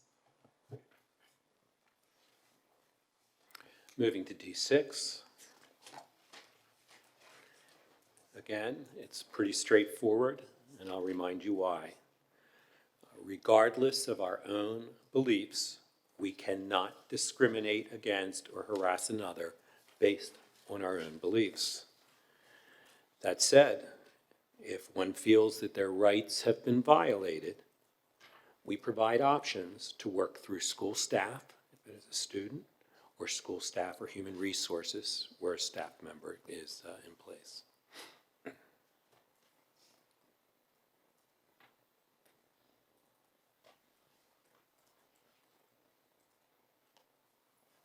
Mr. Culpepper? The language on the left is pretty simple. Language on the right is pretty convoluted. I'm not sure all that stuff is adding any clarity to what's going on here. Moreover, I would ask, to what end? So you're gonna say students have concerns about what they have a right to say or not say, have to go ask somebody for permission, to what end? I'll take that one. As with anything, if you had a religious belief that overrides it and you want to, let's say I want to pray and I need to leave class 6 times during the day, you wouldn't be able to determine automatically your time period. You need to come in and talk to school administration. I need to leave. These are the conditions I need to have, and we would talk through it with you as what we accommodate. You can't just implement what you believe to be the own accommodations. We need to talk with you about exactly what it is you need to be concerned. Staff members have fewer First Amendment rights than a student would have, and we would have to talk with them through that. So we'd have to talk about the options, what we can do, and the accommodations for it. I can't have people just out there deciding. Just like you decide I'm a vegetarian, so we're getting rid of all the meat in the school and no one's allowed to bring meat in. That's probably not the appropriate accommodation. We would talk to you about what you need and how we would handle your situation. If you're going to implement a certain type of constitutional right and it's impacting somebody else's rights, then we have to have that conversation with you. I can't anticipate every way you're doing it, but that's a conversation, particularly with religious rights. This happens all the time for us. We deal with this and we handle it. We talk through the options, the accommodations, how we can handle it, and see if we can come to a reasonable accommodation and deal with it that way. Okay, well, I think maybe if we start with that paragraph on the left then, that basically lays out individuals who have rights, and then finish it with the wording we have on the right, which is how we're going to come together to discuss these issues. It would clarify the rights on both sides of the spectrum.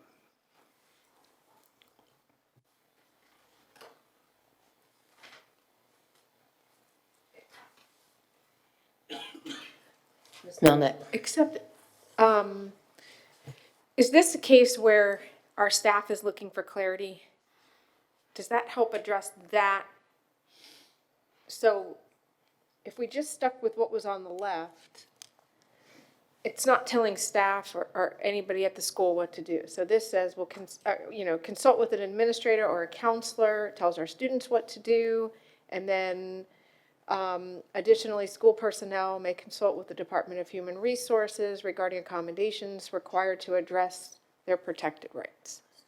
So we talked about this along the way, that our people need clarity. And, we heard Mr. Jameson ask on a number of occasions, please tell us what we have to do. Because I want to remind this board, that's the reality. What may seem cut and dry to this board, we're not in schools every day. And our people need clarity. Our students need clarity. This is not the Navy. This is not Premier Millwork and Lumber Company. This is not anything other than Virginia Beach City Public Schools. And that's like real life. That's reality every day. And our people need guidance. And Dr. Robertson, you told us this on a number of occasions. Yeah, so, Ms. Melnick, you're exactly right. We had tried to capture what's on the left in the model policies, as Mr. Culpepper said, is much more straightforward, with more of an operational language on the right to how we're going to address with students and how we're going to address it with staff. We can certainly take a different approach rather than put it in a regulation. We can take the approach, we're going to put it in training and practices. But that's how we would institute D6. If the group decided to keep D6, on the right, you'll see how we're going to operationalize D6. It just won't be in a regulation. It'll be in our practice. Ms. Franklin? Okay, I'm a little bit confused about what you just said, but I do feel in this circumstance that I agree with Mr. Culpepper in the sense that it does seem much more clear on the left. if we would also add additionally, school personnel may consult with the Department of Human Resources. So if we did that, would that create any kind of problems implementing it, or, throughout the organization? If we just, basically just kept it very simple, we can't compel, because quite honestly, that was my first concern, is for teachers to or to not have to call people by certain things. I really wanted to pull it away from that responsibility coming from them. So, so basically, if we kept it, the language on the left, but then added additionally, school personnel may consult with the Department of Human Resources regarding accommodations, because we should not be forcing other students to call someone something if they don't feel comfortable. But when it comes to our employees, I think that it provides more clarity, having the left side with the addition of, if they have any concerns, they can consult with the Department of Human Resources regarding accommodations. So what I'm hearing you say is, the language of D6 is pretty much accepted by this group. We could include that on the right? Well, I think actually what I'm I think saying, you're saying is D6 and add the last sentence Yes. on the right-hand side to D6 on the left-hand side. The only issue with that is D6 talks about two different groups, school personnel and students. And students aren't going to go to human resources.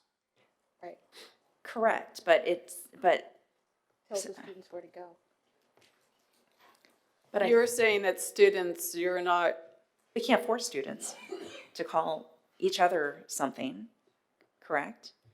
I mean, we can't say, you must call this person this. I mean, that's the this student's is a pro- much more complicated issue than you may realize, but. Okay, well, maybe there, I'm not but seeing. I could say, I'm wondering whether we could say school personnel or students who have concerns can speak with the school administration or human resource. Well, or human resources. I don't want students talking to human resources, Okay, but well- we may be able to wordsmith the language on there. They're probably still gonna have to come to us because we're gonna need to know what the circumstances are. But it is correct that we can't force students, though, correct? Or, Here's what I said. So let's say you go to court, you get the name legally changed, you get a court order saying that, yeah, and somebody still disagrees with you. And that is, a court has said that is your legal name, that is your legal identity on there, and somebody continues to harass you by using a name that they feel differently. I'm gonna have to deal with that. I'm gonna have to figure out how we're going to manage that circumstances, even if. that's a good example then, thank you. Ms. Melnick? I can very easily stay with D6, just because I'm gonna use the word compel, and I'm gonna use it from a different swing, and I'm gonna be that teacher who says, I have a different relationship with my kid, and that's telling me it cannot compel personnel or other students to address or refer to students in any manner that would violate their human rights, and I can see a whole nother side to that. So D6 might be a better option, because that's gonna open a legal out for some people. I picked D6. Left. I'll take D6 on the left. Turn your microphone on and say that. Your microphone wasn't on when you listed the Oh, I last said, part. I see where some people could interpret D6 to mean something other than what I think it was intended, and that shall not compel personnel or other students to address or refer to students in any manner that would violate their constitutionally protected rights. And I think that could arguably open a door for either way. And so perhaps D6 should stand, because that's wide open in my view. Ms. Anderson? I agree with what Ms. Franklin said, and basically the bottom portion that says additionally, school personnel may consult with the department. I think the guidelines that are proposed on the right side do clarify how we're going to be implementing this with our staff, and what our staff and students need to do if they have a problem with this.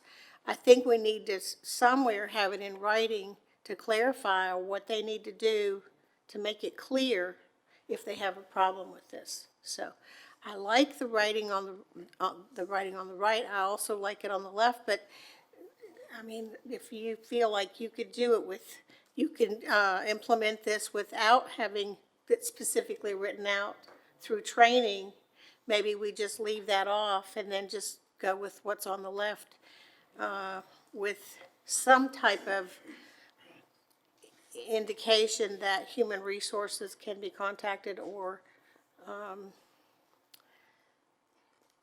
school personnel, school administration should be contacted if there's problems. I just, to make it simple, that's, I think you maybe just go with what's on the left with just a simple explanation. Ms. Brown? Sure, so I support what's on the left, however, I do not believe that the language on the left, when looking at the package deal, gives the administration or teachers or staff permission to transition socially someone else's child. And so I just want to say that is not what I'm supporting. Thank you. I'm supporting the left as it's intended in the model policies. Ms. Owens? Kind of maybe following up with that, I was going to ask Ms. Linetti, is that an argument? If I were to say I have beliefs of the Universal Life Church and part of my belief system is to address people as individuals with the dignity of how they want to be addressed, and it's against my constitutional right for me to have to address them any other way than how they've asked me to address them, does that clause, that regulation protect my right to identify students the way they've asked me to address them? It could, if that is, you come in as your religious right or constitutional belief, we may have competing views, and that's going to be something we'll have to deal with. Okay, then let's go with that one. So what I'm hearing is to replace the proposed language with the language on the left. So let us go ahead and do a straw vote on that. Are we adding the last part about additionally school personnel may no? We'll do that anyway, I can tell you. You'll do that anyway with your Obviously, training. because we're going to have to figure that out, so. And we'll need to address students. Yes. Come on. If you want to support we'll start with what's on the left. Raise your hand. Unanimous. We have 8 ayes. If you don't want to support what's on the left, And we have no nays. okay, do you want me to check on the right side? And we're unanimous. Okay. So we don't try, okay, all right. We'll just move on. Moving right along.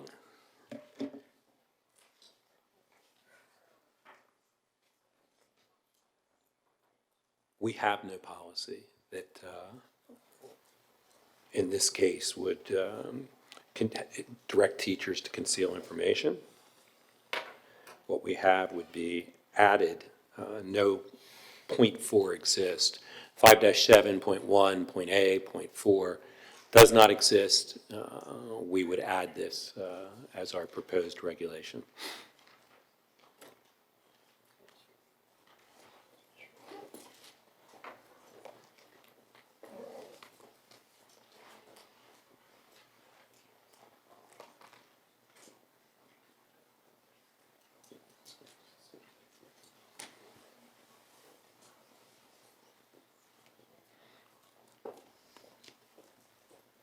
Again, we don't have anything, so we just created a new piece, .4, to an existing regulation. It stops at A3, we would add A4.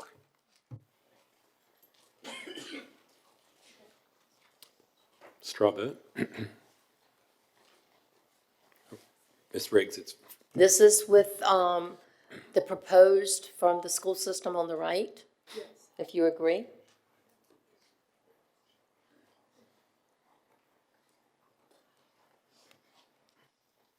The vote is? So we have 9 ayes.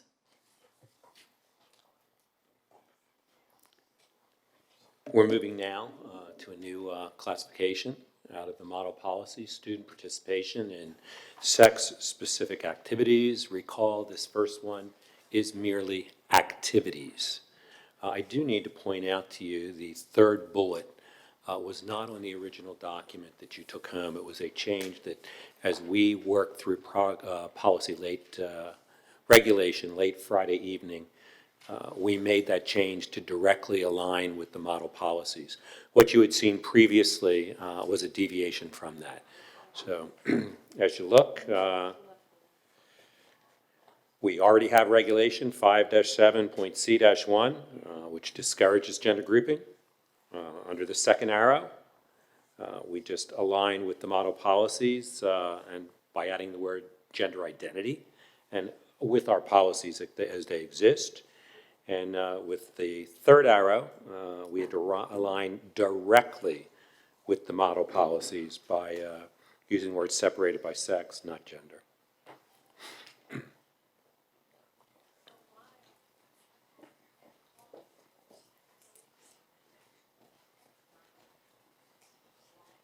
Ms. Brown? And I just want to confirm, this has nothing to do with athletics, correct? Nothing to Okay. do with athletics. Thank you. Or locker rooms or restrooms? Correct. Okay, thank you. Does not address facilities or intimate facilities. Mr. Culpepper? Oh, this basically says exactly the opposite of what the model policy says. Model policy says it shall be based on sex rather than gender identity. We're saying it can be based on sex or gender identity. And that's essentially, at, that's my essentially exactly third the arrow. opposite, isn't it? Am I missing something? Yes, the third arrow shall be determined by sex rather than gender or gender identity. Okay, I did misread that line. Thank you. Thank you. Okay, seeing no other hands raised, all that can support, as of tonight, the existing and proposed school-directed on the right, please raise your hand. Wait, what are we voting for? On the right. And Mr. Culpepper will look for you to vote on this one as well. Please repeat the vote again. The complete one on the right, as proposed by our school system. Do you have any questions about that, Mr. Callen? No, I'm still processing. Okay, all right, I'll let you process a little bit longer then.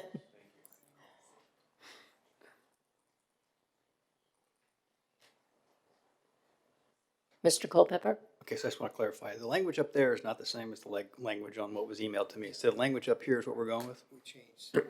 Okay, as long as I'm clear on what we're voting on is the language up on the screen Yes, here. Mr. Okay. Culpepper, the language that you received in Dr. Robertson's email of Friday evening, we made a change to that to align more directly with the model policy.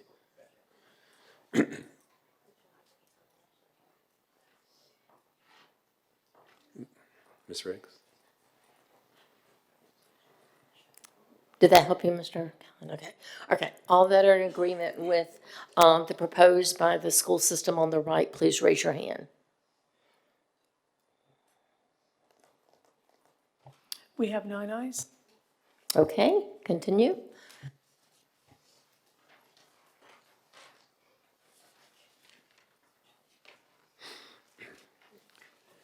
Here we're looking at student participation in sex-specific activities. I think the important things that we need to look at here as we make some decisions is the caveat that appears in the front of this, and that is where state or federal law requires, it acknowledges the Grimm case, Grimm versus Gloucester County School Board, that students shall use bathrooms that correspond to his or her sex, except to the extent that federal law otherwise requires. And here we're giving a nod to our Fourth Circuit, our own Fourth Circuit Court from Grimm. The second area for consideration notes that parents should be given the right to opt their child out, and child shall be given access to alternative facilities. Draw your attention, if you will, to what we've done with our proposed. The primary difference between the left and right is twofold. The first difference is single-use gender-inclusive facilities will be made available to any student, and as such, no opt-out would be needed. We again acknowledge parent rights in the next arrow, as stated or designated in the student's official record, going back to 531A, and more importantly, that the superintendent will develop procedures for the parent, legal guardian of a minor student to determine which restroom or locker room their student will use. Again, it cannot be the minor student's decision willy-nilly to choose on a daily basis a restroom or locker room. Ms. Franklin? Okay, so just for implementation purposes, I just want to have clarity so we can make sure we're discussing this with the parents. Because I have concerns that, I've heard that kids are not using the restrooms right now because of concerns, and I don't like that. I love the fact that we do have these single-use facilities. Are we going to provide some flexibility, compassion for kids who, let's just say that there's 20 kids that need to run to the restroom between bells, and one of them doesn't get to use the single-use restroom. Are we going to provide some flexibility for when nature calls and make sure that they have the ability to use the facilities as needed? Because I do love that we have the single use. Quite frankly, I would have preferred the single use. Regardless of any of this, but I just want to make sure that we are not going to put kids in a situation where they're going to be punished because they couldn't get in there and now they need to use it during class. So, absolutely. To Okay. everything you just said. Okay. We're poised to do that now. Okay. Our biggest issue with restrooms is vaping. Yes, you're right. Just dealt with that myself in the hearing, but, so basically, okay, well then, in that case, then I'm in support of the right. Ms. Brown? Okay, so it says here, a student may use restrooms and locker rooms that correspond to sex or gender identity as designated in the official records. Since our official records mean that a parent can just submit something, I don't know that I know that bar is not high enough for me. I mean, it's a higher bar than what we're doing right now, which is way down here, but I don't think a parent submitting permission for their child is good enough, especially when we were in this meeting last, I guess it was September 12th, there was something about an opt-out form from being notified. And so any parent that puts that form into an opt-out form, if that was a thing, I would be concerned about that. I just, and I'm going to repeat this, and I'm sorry that I'm repeating myself, but Gavin Grimm had his birth certificate changed, driver's license changed, had a formal diagnosis, had undergone gender reassignment surgery. And I don't think that I can compare that, and I personally will not compare it to those parameters for our bathrooms and our locker rooms. And that's what I'm going to say. So I cannot support what's on the right. Ms. Brown, I understand, and there are different sides of the fence that each of us is on. I do want to point out that this was developed around the policy 531A, which the board approved.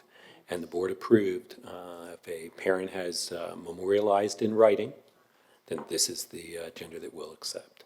So we've based this on the definition from 531A.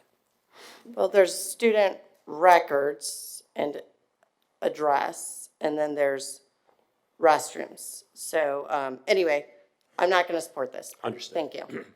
Mr. Culpepper. Yeah, in reference to the policy we changed, that only referenced, what gets to define gender identity. A parent gets to define that. But as Ms. Brown just pointed out, Grimm is a very narrow case and doesn't require us by under law to give this much latitude to who can use whatever restroom. Although, as you pointed out, it's a higher bar than we have now, but it's not as high a bar, not by a long shot, as Grimm defined. So I couldn't support this as written. But I do have another question related to it, though, which is, well, we talk about single-use bathrooms a lot. I mean, where are we on single-use locker rooms? Coming up. It's coming up? Yeah, I believe we're picking that up on, no, we are here in G2. We do pick up locker rooms. Owens. Thank you. I just had a quick question because I know it's been mentioned a couple times about preventing the willy-nilly use of bathroom facilities. Where have we been as a district in terms of problems with willy-nilly use of facilities? I haven't had one in my discipline hearings, but I don't know if it's a rampant thing going on It in our has district. not been a trend in our schools. Our students have been demonstrating good responsibility. Where there is an issue, our administrators are addressing it. This is what they are trained to do and know how to do. Okay, so we haven't, just making sure that I wasn't missing something that we've been having It is an not to issue say with. that it did not happen or would not happen, but when it does, our administration is on top of these. Ms. Franklin. Well, quite honestly, I have a little bit of an issue, unless I'm misreading the left side, that parents have to opt their children out of using such facility. Does that mean that they would have to opt them out of being able to use a single-use gender-inclusive facility? I mean, I think that the right side gives the student in this situation much more flexibility in terms of using that single stall bathroom instead of having to wait for their parent to opt them out. We're not proposing an opt-out. We are saying exactly as you are saying to us. So right now, the student who feels uncomfortable going into a bathroom or locker room has the ability to use a single That is stall correct. restroom without the parent having to tell them to use the single stall restroom. Is that That what is you're telling me? correct. No opt-out. Okay, thank you. Here's what we thought operationally. So you've got an 8-year-old who waited too long to go to the bathroom after lunch. Running down the hall, we don't want to have a clipboard saying, all right, sweetie, let's go down your name. Which bathroom can you use? Because that's going to result in an accident. So if everybody, we don't want to have to mark them. It sounds right on the left side, but the problem is operational. If we have to have a form from every parent, then we have to check off before you walk into that bathroom that your parent is authorized as bathroom. This way you have the single-use bathroom if you want to get parents to go there. If you're concerned on the second yellow on the right-hand side, we have a process. You want to make sure my child only goes here, come in and talk to us. But if we're going to require all 63,000 kids' parents to sign off, then we got to have clipboards at every bathroom to make sure you're going to the right place. We thought that was operationally just too difficult to do. If you very specifically need something in this, we actually have students with issues, with medical issues that need to go to certain bathrooms, use the nurse's bathroom. They come and talk to us and we'll decide. So we're not saying you can't come to us. What we don't want is a form for every kid, because then it's going to require a checkoff before that kid runs in the bathroom. And you can imagine operationally, we just can't do that between bell changes and other times when the kid's coming down to go to the bathroom. Ms. Martin. So I'm concerned on what I'm hearing about what folks think is a transgender student's propensity for violence in a restroom. The majority of our discipline cases are same-gender students vaping, fighting in a restroom. I can support this on the right, but I would want to ask the board and our administration to let us really think about funding floor-to-ceiling walls in our existing restrooms, our new design schools having all gender inclusive single stall restrooms. Personal privacy is incredibly important, and I think that should this pass, we need to start leaning into making sure that more of those types of restrooms are available throughout all of our schools. Thank you. Mr. Culpepper. Sorry, I just got this, sorry, I should have thought of it before. The first line in there, a student may use, that should say shall, shouldn't it? No, shall is an auxiliary modal that's used in the second person, first person plural only, as in we shall. Okay, sorry, military guy, once again, may is an option, shall is a command. What word would you use here instead of may? It's not an option. You will use the bathroom associated with your sex or gender identity, right? It's not a choice anymore, is it?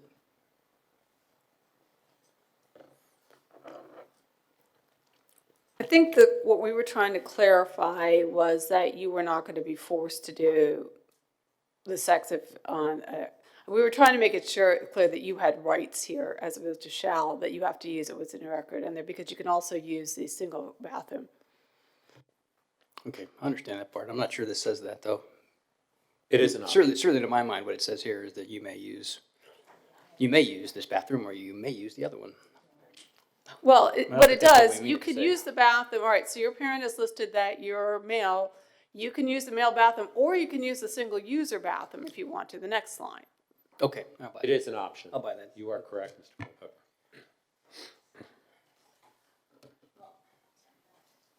Ms. Franklin? Okay, so I kind of agree with him. So a student may use a student may use restrooms and locker rooms that corresponded. But I agree that seems like it creates an opening to you may. And I feel strongly that is there a way to combine that we have to, or state or law for schools to you share otherwise with the opposite? Yeah, I feel like we need to not have it be wide open like that and have something that is more clear that they are going to correspond with the student's sex or gender identity. In the school's official records, allowing single-use gender-inclusive facilities or other reasonable alternatives shall be made to this, for all students. I'm concerned about that may as well. Is there a way to? I'd rather put the word, instead of changing to a very long sentence, I'd rather you did a student shall use the restroom as designated in the record. It'll be clearer. If you try to combine those two sentences, it's going to get very Okay. confusing. Okay, We can adjust the word may to will. It's not gonna change the. okay, well, okay, thank you. I appreciate it.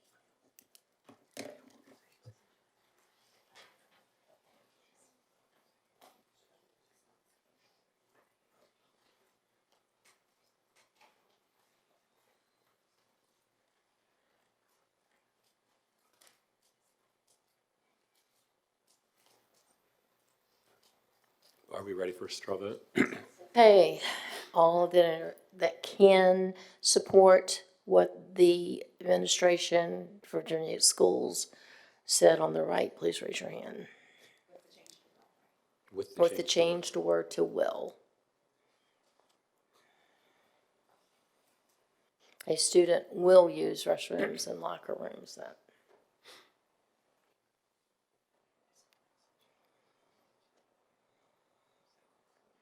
So we have 6 ayes.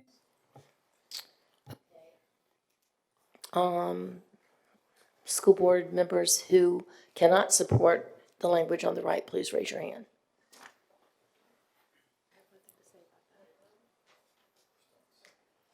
And we have 3 nays. Ms. Melnick?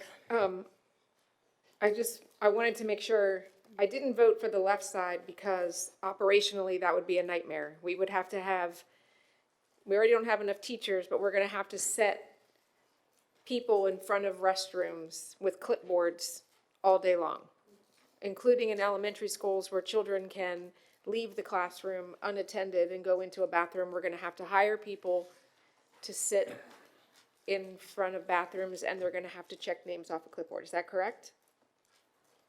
Could That's a be. possibility. Okay. If we have all forms for everyone, it's going to be difficult. Okay. All right. Yes, unmanageable. So and there'll that be a is fiscal why the committee implication, there'll be a fiscal offered this, implication to this as well. to avoid this, the Okay. And I also know, I didn't want to put the language of the Grimm versus Gloucester County case, because I don't like putting the language of cases because they change all the time, and so, I just didn't think it was appropriate to list the name of a case. Okay, thank you. Moving to G3. As we look at G3, this is overnight travel accommodations and locker rooms again, and other intimate spaces. We've already addressed in the slide prior, but it's expanded here to include overnight accommodations. So draw your attention to that caveat. Right here, shall provide reasonable modifications to this policy only to the extent required by law. Look to the right. Again, you'll see evidence of policy 531A, which defines transgender to include the term gender identity. And as we did in the previous slide, operationally, we offer this modification. No student will be required to share rooming, bathing, or changing facilities and may request single-user facilities.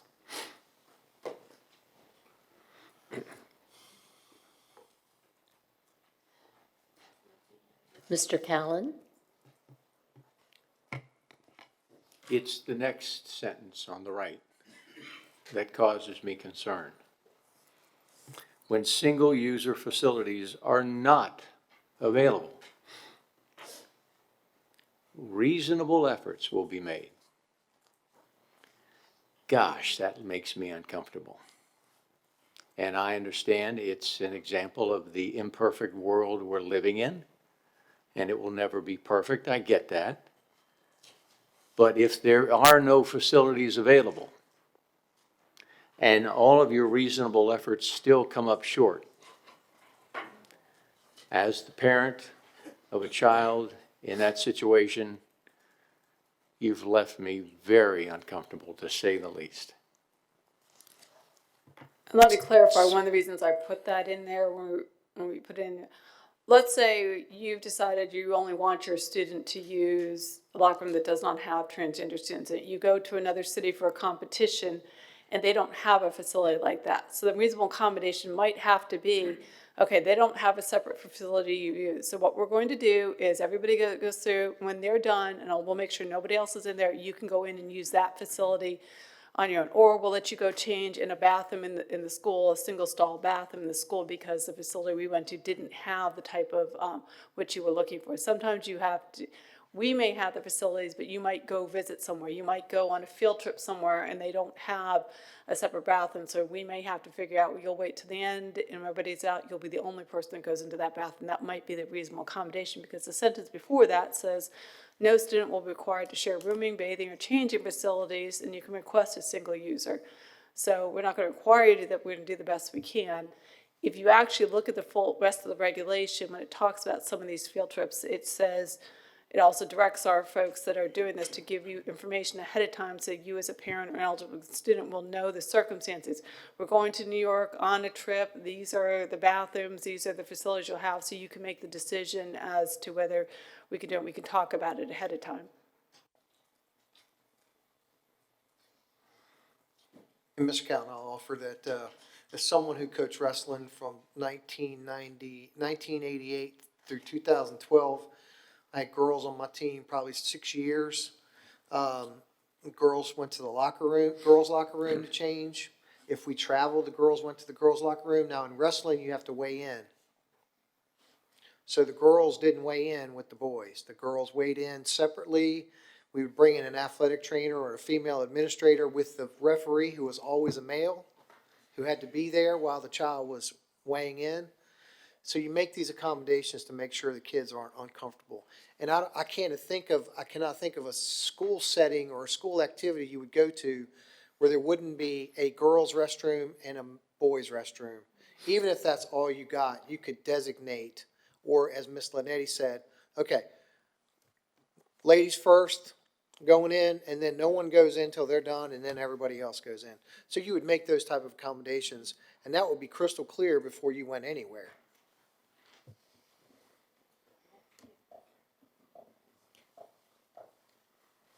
Ms. Brown?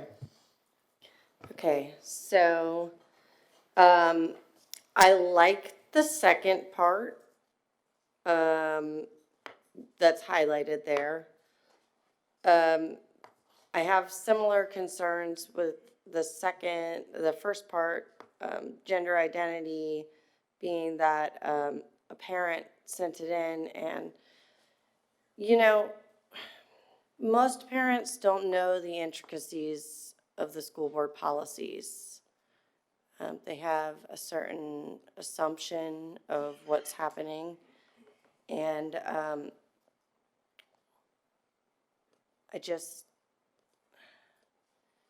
don't think that there's any way that they would know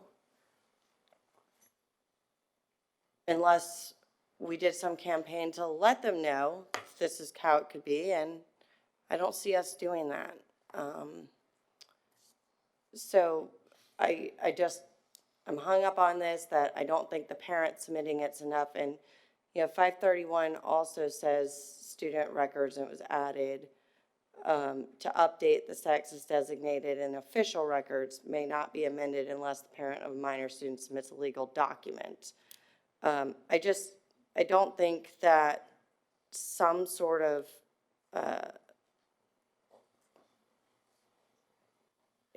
proof of belief is unreasonable. I don't believe that it falls outside of Grimm versus Gloucester, and perhaps I'm wrong, but I can't support this part either. Thank you.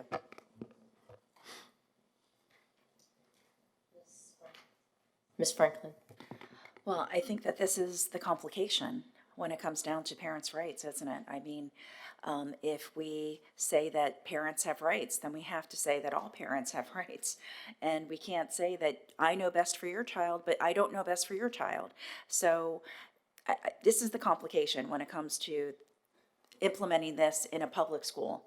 And my biggest concern is I can't tell a parent how they are going to tell us how their child is, but I do want to make sure that protections are in place for all children. And that is my big concern, because I cannot parent someone else's child, but I can make sure, sitting in this seat, that we have protections for all. Now, the one thing that I do want to say is I understand the concern by Mr. Callen about the reasonable efforts. And I totally get that school personnel are going to do the best thing. But if we remove that sentence about reasonable efforts, is that going to complicate? Because I think that is something that is going to be, whether we know as a division we can do this because our employees are going to do the best that they can, I think that is going to be a concern for some parents, the wording on that, because reasonable efforts is, to them, might not be to the extent that they feel like is reasonable or enough of an effort. So would it complicate it if we remove that sentence about reasonable efforts? My concern would be, then you've said no student shall be required to room and bathing and toiletry facilities may request single-user facilities for the purpose of maintaining personal privacy. We're going on a field trip somewhere and they don't have single-use. Or other accommodations, may request single-user facilities or other accommodations for the purpose. We have to be able to do it, because we may be in a situation where we can't control it. So the answer might be, you can't, this is not the appropriate field trip for you, because we can't alter the facility we're going to, so we can't. What if we just say, and may request single-user facility or other accommodations for the purpose of maintaining personal privacy? That's more workable, but yeah, I just don't want us to be in a position where we have to guarantee something that we may not have the control. I just feel like parents are going to have an issue with the reasonable because of perceived trust issues. So I'm just saying, if we added or other accommodations for the purpose, could we do that? And then eliminate the last sentence.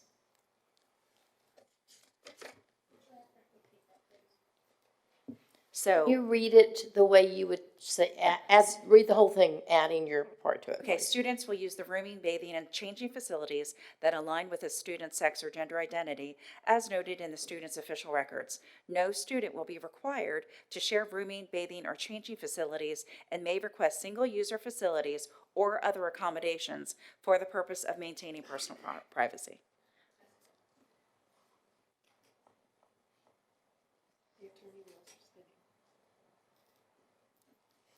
No, is that not enough?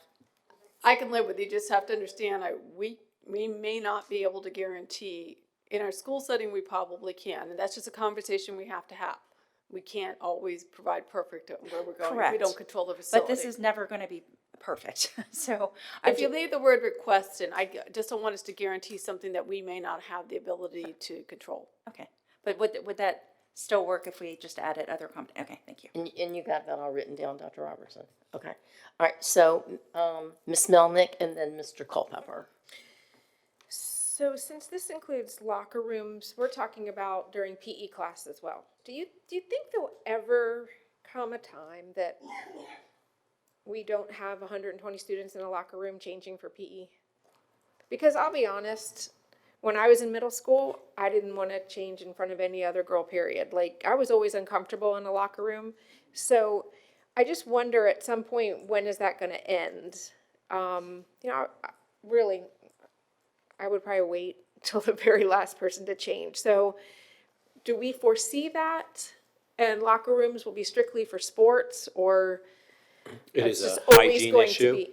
I'm sorry? We address it as a hygiene issue. No, not hygiene, just, I don't know, I just didn't. Ms. Melick, when students engage in athletic activities, and we want to make sure they're not wearing those same clothes the rest of the day. I get that for the rest of the day, but, I mean, I just wondered if there was ever gonna come a time where, huh? What? So, okay, wink, wink, but I get it, I'm just curious. We don't know what tomorrow will bring, do we? It could certainly Clearly, happen. we do not. Yes. Mr. Culpepper. A quick question. So, on the left, it's, these events should be based on sex. On the right, it's sex or gender identity. Divisions can make readable modifications of this policy as required by law. So what's the law requirement that made us change it?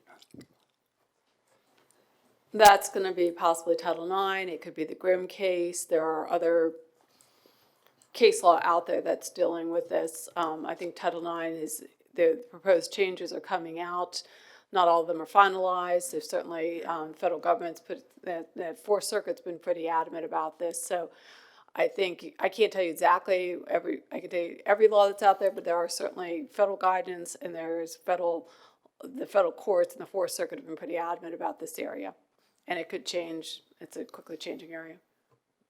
Okay, what I got out of that is, it looks like the federal government might change some laws, so we're predicting that. They have said that Title IX, if you see what the U.S. Department of Education has said, they have proposed regulations that are expected to be approved in the next couple of months. So they have already proposed regulations that are in this process. The Fourth Circuit has been pretty adamant about what it said on this particular issue. They have not equivocated on it, and that is currently the law in the Fourth Circuit, which we're subject to. Now, obviously, that could change if something else came up there, but I think the U.S. Department of Education has been very clear as to its interpretation of Title IX. Ms. Melnick. So, Dr. Saltner, since the word gender identity have come up a couple of times, we passed a policy guiding that work, right? We passed a policy 531A. last board meeting, and the vote was 8-3, that dictated, yes, indeed, gender identity is going to be in all of these conversations, and that's what guided your work. Is that right? That is very correct. Okay, I just wanted to make sure, because if we're voting against something based on the words gender identity, this board voted to put gender identity in all of this. And I voted against that because, but I'm just saying, we directed that work, this board, per policy. So that really should not be negotiable, and that should not be what's keeping you from voting on something, are the words gender identity. Okay, thank you for that clarification. Ms. Owens? Thank you for that clarification, Ms. Melnick. I also voted against that, but I just wanted to comment that I feel like the term reasonable efforts should remain in here. I think reasonable efforts is all we can expect to happen from our staff. I don't know what we are looking for that is above reasonable efforts. I don't know what the expectation is that they go on a field trip. Child went to Busch Gardens this summer with her class. It's not my expectation that a teacher is going to go in there and check every person who's going in and make sure that everybody is the correct biological sex and that there's no trans people in there. We're not going to know. They're going to go in the bathroom, they're going to use the bathroom, they're going to wash their hands and come out. If they can't go into one of the 2 Busch Gardens bathrooms that are there, can request an accommodation, and maybe they will be reasonable to what they can do. Can they walk that student across the park to the next bathroom facility? I don't know. With all those other kids, they're going to do what they reasonably can do. And if I don't want that for my child, if I'm fearful of what's going to happen, then I don't send my child on that field trip. Reasonable is all we can do. We are asking all of these additional things that we have managed in a district for 75 years with.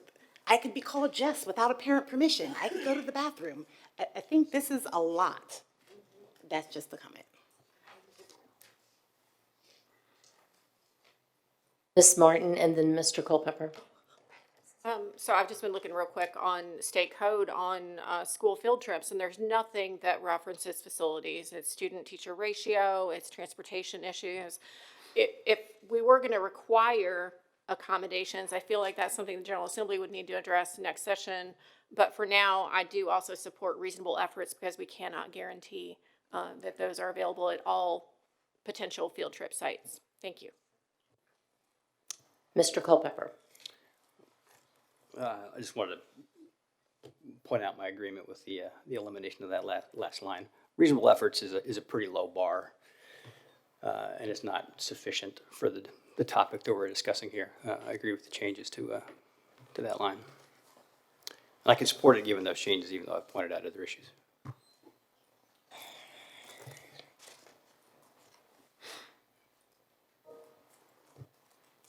Dr. Robertson, would you like to say something to that? Well, just, we got two distinct language suggestions here. One language suggestion is we keep it as is. The other language suggestion, which was from Ms. Franklin, was that we would eliminate the last paragraph and instead, after facilities, have or other accommodations for the purposes of maintaining. So now we have 3 options. We got the 2 on the screen and a third option, which is amended language.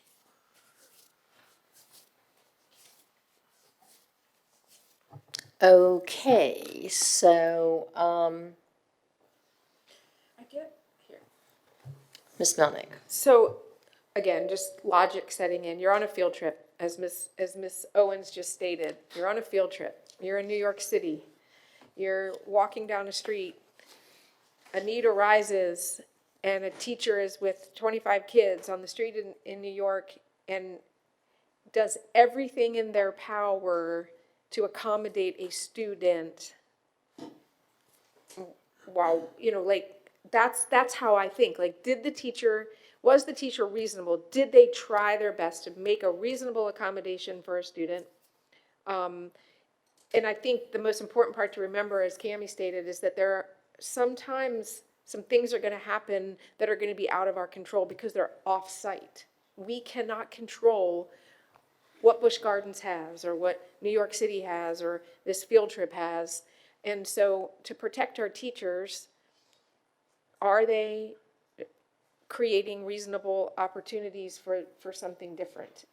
Clearly on campus, we have the means and the ways to accommodate all of our students. This is a field trip. And I would offer, whether you keep the right-hand side as is, or you change the right-hand side by eliminating the last paragraph and adding or other accommodations are still going to be developed based upon a reasonable decision. And I know everybody's worried about the what-ifs, and I appreciate that. but educators do this every day. They make thousands of decisions every day in the best interest of kids. Okay, so, Ms. Anderson? You're right, Dr. Robertson.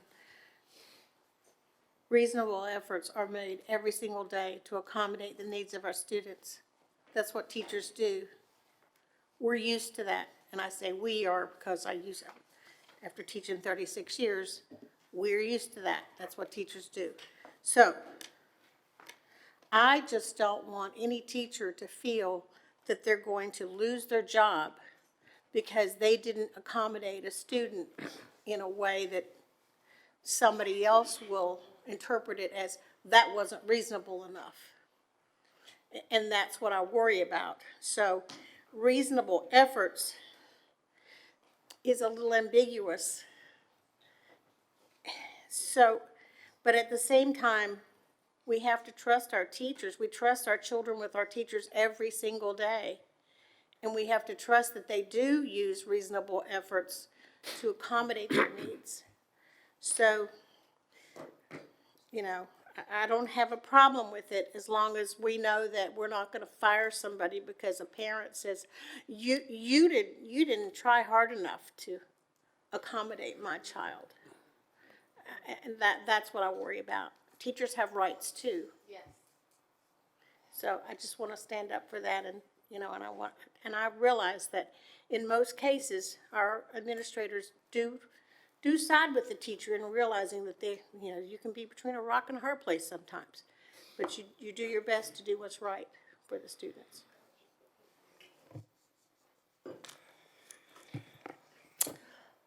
Okay, so we have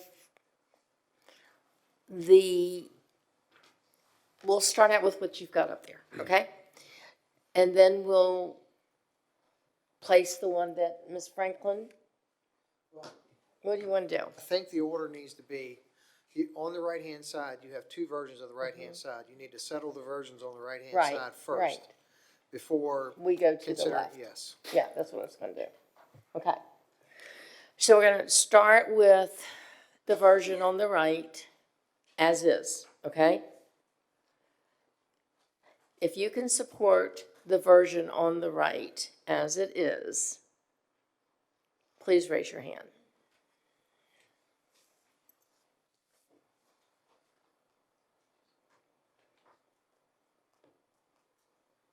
We have 5 ayes.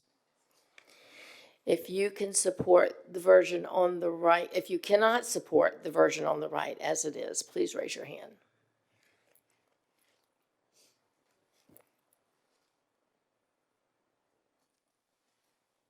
And we have 4 nays.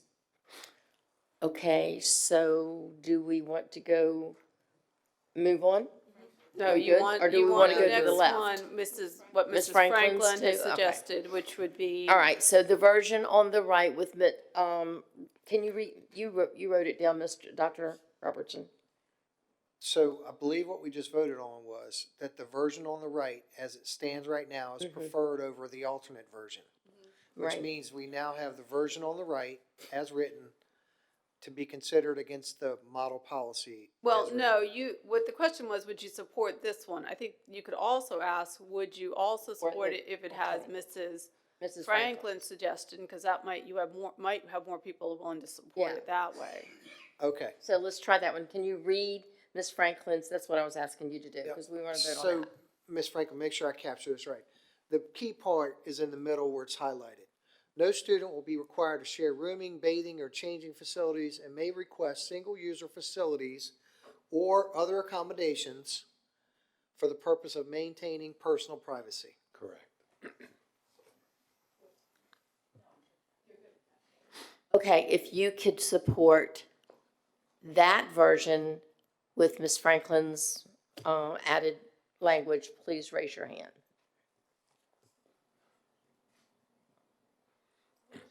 So that is our version. How many?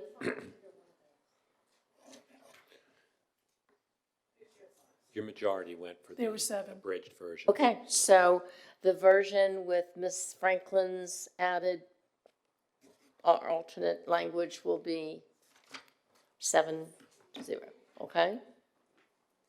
And then your next question, would you prefer the language on the left? On the left. Versus Mrs. Franklin's language, which Okay. seems to have more support. for- So if you would rather have the version on the left, the model, complete model policy as it is, versus the one on the right with Ms. Franklin's, please raise your hand.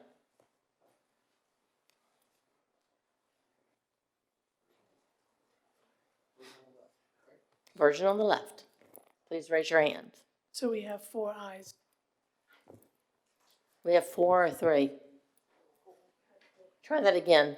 The version on the left, please raise your hand as it is. 3. So we have 3. Okay.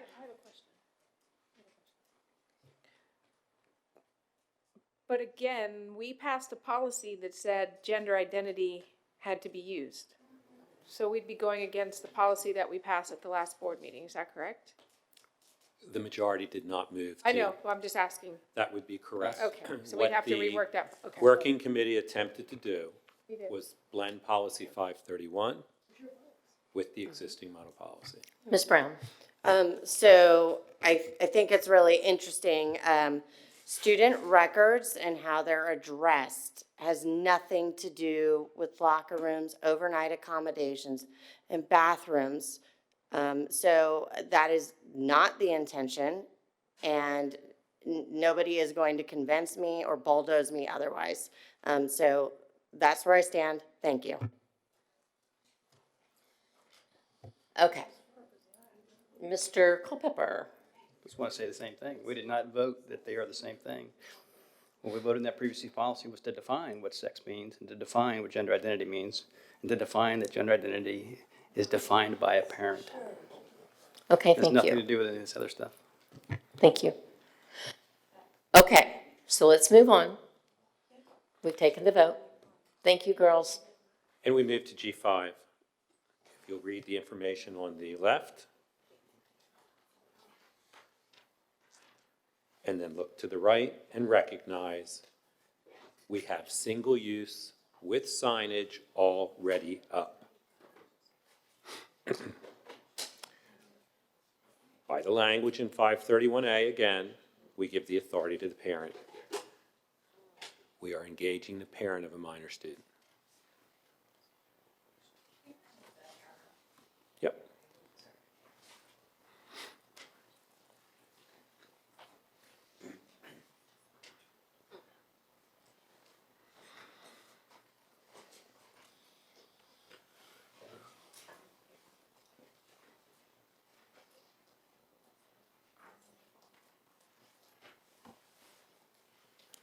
Again, if you look at the model policy, you look to the right, all of our sites have single-user, gender-inclusive facilities. And any student has the right to use this. Seeing no questions or hands raised? Ms. Franklin? Is there a reason why we did not include the comments about provided with appropriate signage indicating accessibility for our students? We have it already existing Oh, in I'm every sorry, did I miss restroom. that? Okay, thank you. Okay. Seeing no other hands, all that can support what the administration has presented on the right, please raise your hand.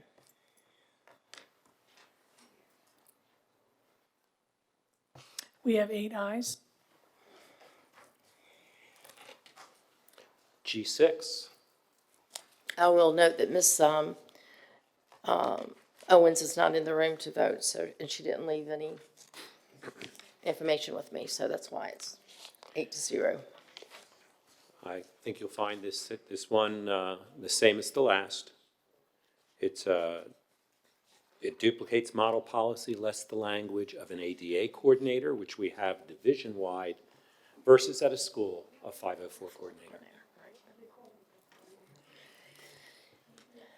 Okay, everybody, excuse me, please, aside from your Ms. Riggs, side if I comments. may point out that we need no regulation here. Right. We do not define or do not put in regulation individual, what might be considered disability Okay. or something to be treated with 504. So this is our policy. Yes. Exactly. Okay, is there any questions on this, Mr. Callen? If there is a clarification, Gene, in reference to what I'm understanding is the manner in which this issue can be addressed. For example, it could be deemed to be gender dysphoria, or it could be recognized as gender identity disorder. I understand the terms are not synonymous, and that one can be deemed to be a disability under ADA and one is not. I'm not trying to split hairs, but you get into the weeds on some of these issues, and since there is a reference to a distinction between the one on the left using ADA and the one on the right using 504, I'm not sure I know what my question is, Okay, but I you think I can can see answer where that I'm question going. you don't know. Thank you. The reason we have not used the language ADA coordinator is because we do not have an ADA coordinator at each site. We do have a 504 coordinator who would be able to refer that to our division ADA coordinator. Okay. That'd be the starting place for the site. 504 doesn't require that a health provider have a diagnosis. 504 is a little bit more open than that. So it's really more limiting here. We would follow the 504 procedures, which is what the civil rights, 504 is a precursor to the ADA. So 504 applies in educational setting, Section 504 of the Rehabilitation Act of 1974. That's the precursor to the Americans with Disabilities Act. But you don't have to go to a licensed health provider to do that. You can come in, you can bring it to us if you want to, but we would also talk with you about it. We think it's too limiting over on Lifton. We would follow the 504 procedures. You also, if you came in and said, I want to use a single user bathroom, you don't have to go through the 504 88 coordinator to do that. You just go use a single user bathroom. You can follow the rights. We thought it was requiring that you go in and get some kind of plan written up, and it doesn't always require that. You can always go to the 504 coordinator should you need something on there, but you don't have to go to the 504 coordinator. I guess my question is starting to get clear in my mind, and that is, in both of these examples, there is a reference to a diagnosis of gender dysphoria. And my question is a diagnosis often or even always in existence in reference to handling these particular scenarios? I would assume that somebody can declare their gender identity, but I'm also going to assume that that does not necessitate or equal that I've been diagnosed with gender dysphoria. I would concur. I would concur, sir. So both of these make use of the terminology gender dysphoria. And I guess my question is, how often is a student actually diagnosed as such? Do we know? I don't have that answer. Okay. We have not seen it as a particular trend or issue for schools. I think as Dr. Robertson said earlier, we're accustomed to dealing when these things come up, and we take those into consideration. But if I raised my hand and said I have a different position that I'm working from, but I haven't actually been diagnosed, does that change anything? We're going to go back to your official record at that point. So that's your problem. Is if a student stands up and says, your 14-year-old stands up and says, I am this today, we need to go to your official record and look at it. When you hold that button down, I can't talk. Are you doing it deliberately? What were we talking about? I've been up here for 2 hours. What? It's in reference to a term. And my question is, how often is that Thank you. term actually in existence? I'm back. Okay, welcome back. I'm back. I've been where you are many a time. Okay. Our policy 5-31 requires that it be memorialized in writing for a minor or eligible student. So it goes back to 531 again, the very policy with which we started, where we would have to have it in writing. You cannot just raise your hand and say, I have gender dysphoria. Ms. Melnick? So as I'm looking at these, the only difference between the two is the word ADA and 504. That is correct. Thank you. Okay, are we good? All I right. think I am. All right, so, everyone that can support the school administration's, recommendation on the right as is written, please raise your hand.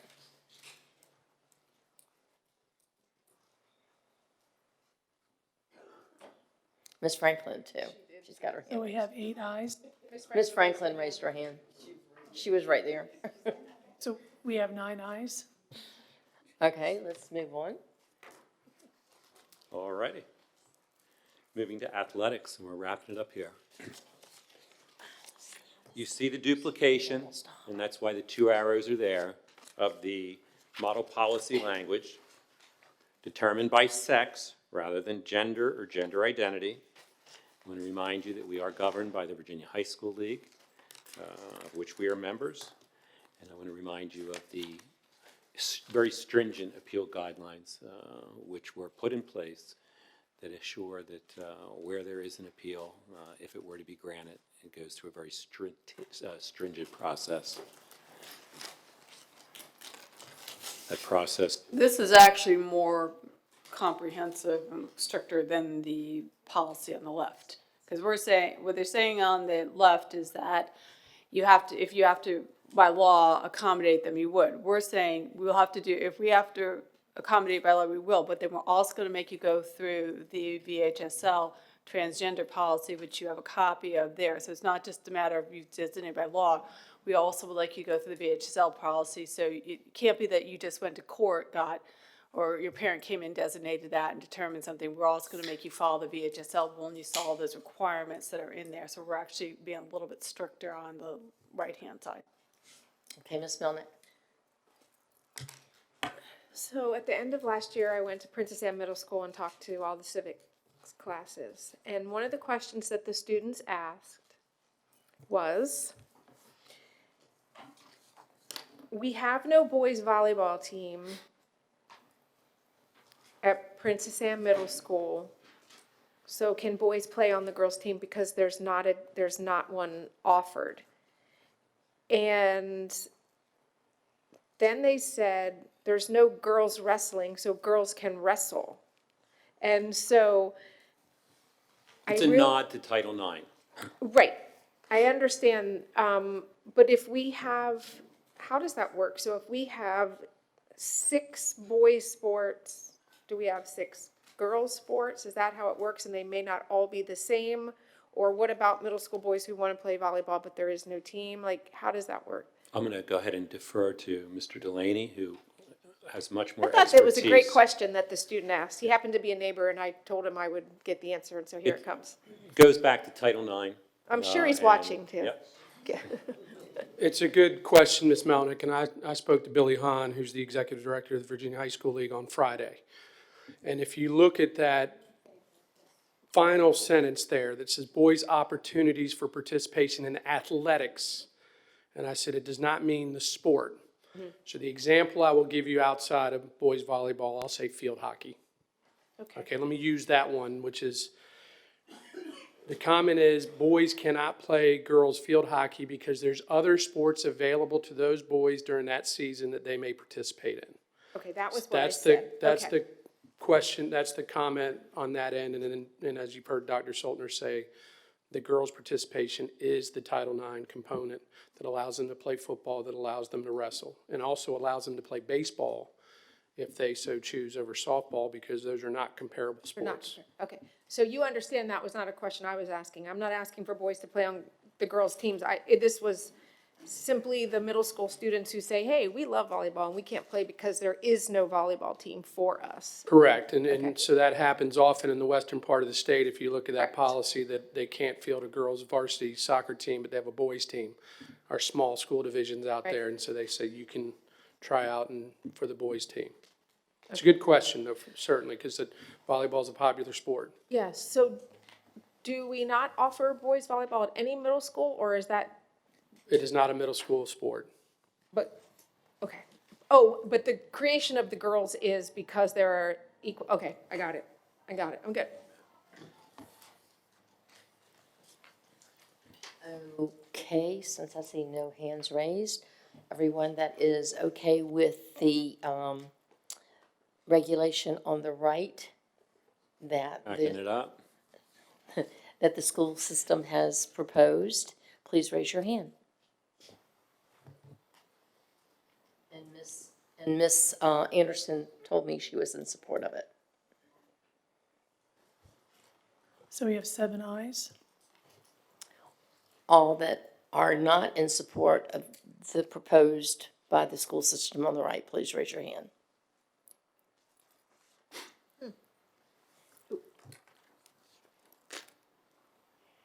And we have 2 nays.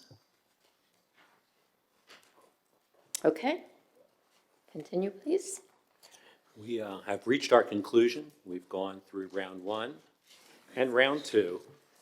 And I would remind you that we were asked by you to compose policy and regulation consistent with the model policies.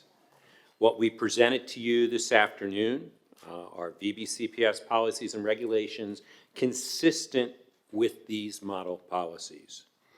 At this time, I will ask the board to please study the documents that you have, because tomorrow we'll ask you to make a decision as to how we proceed. Do we adopt the regulations which you directed Dr. Robertson and his staff to complete, or do you choose not to? Okay, before we have people ask questions, I know that Dr. Robertson wants to go over all of them. Your 2 questions, Ms. Melnick, Ms. Brown, do you need to say that before he goes over? I do. Okay, Ms. Melnick. So my question is procedure tomorrow, so, He's gonna go over that. Okay. Ms. Brown?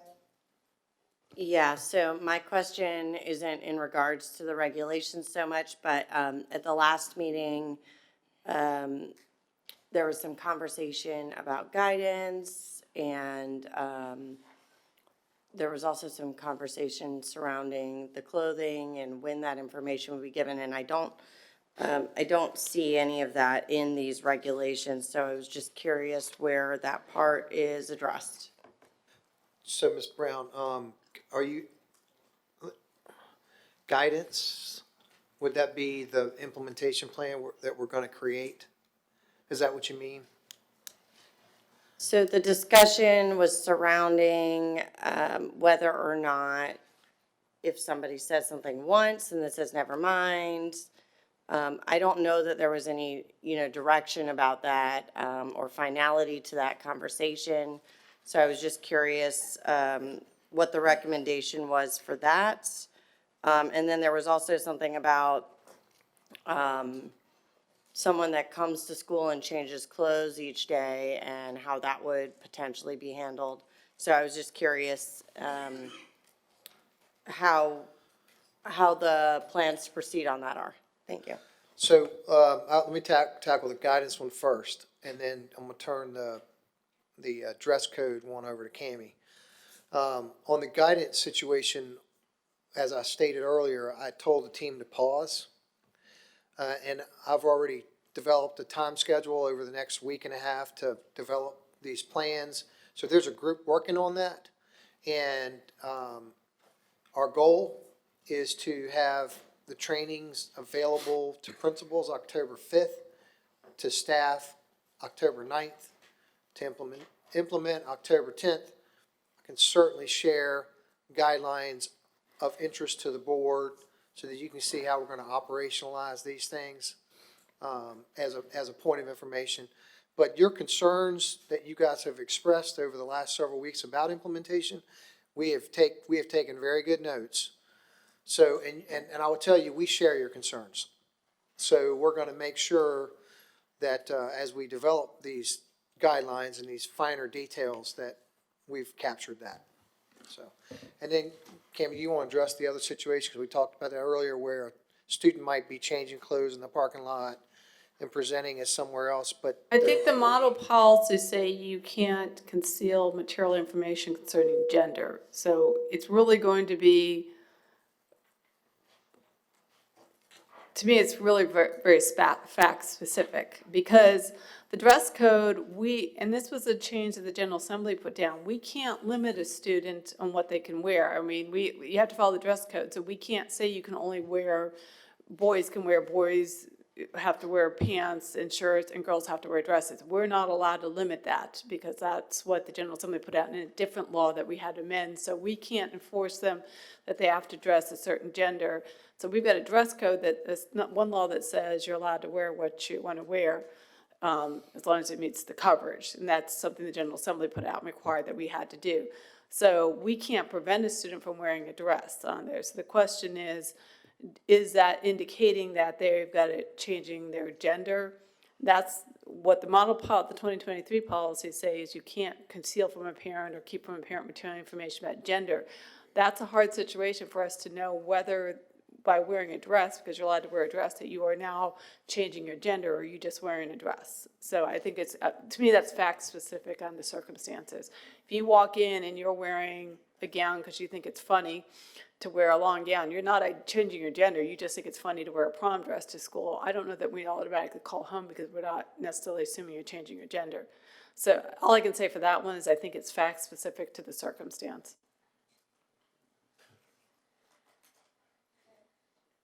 Ms. Anderson? What about the scenario that was presented to us? That was not really clarified. The scenario at our last meeting was presented that a student approaches a teacher or counselor or whomever and indicates they want their name to be changed. And, and the teacher or counselor says, well, we need to, your parent needs to notify us of that. And that's our rule on that.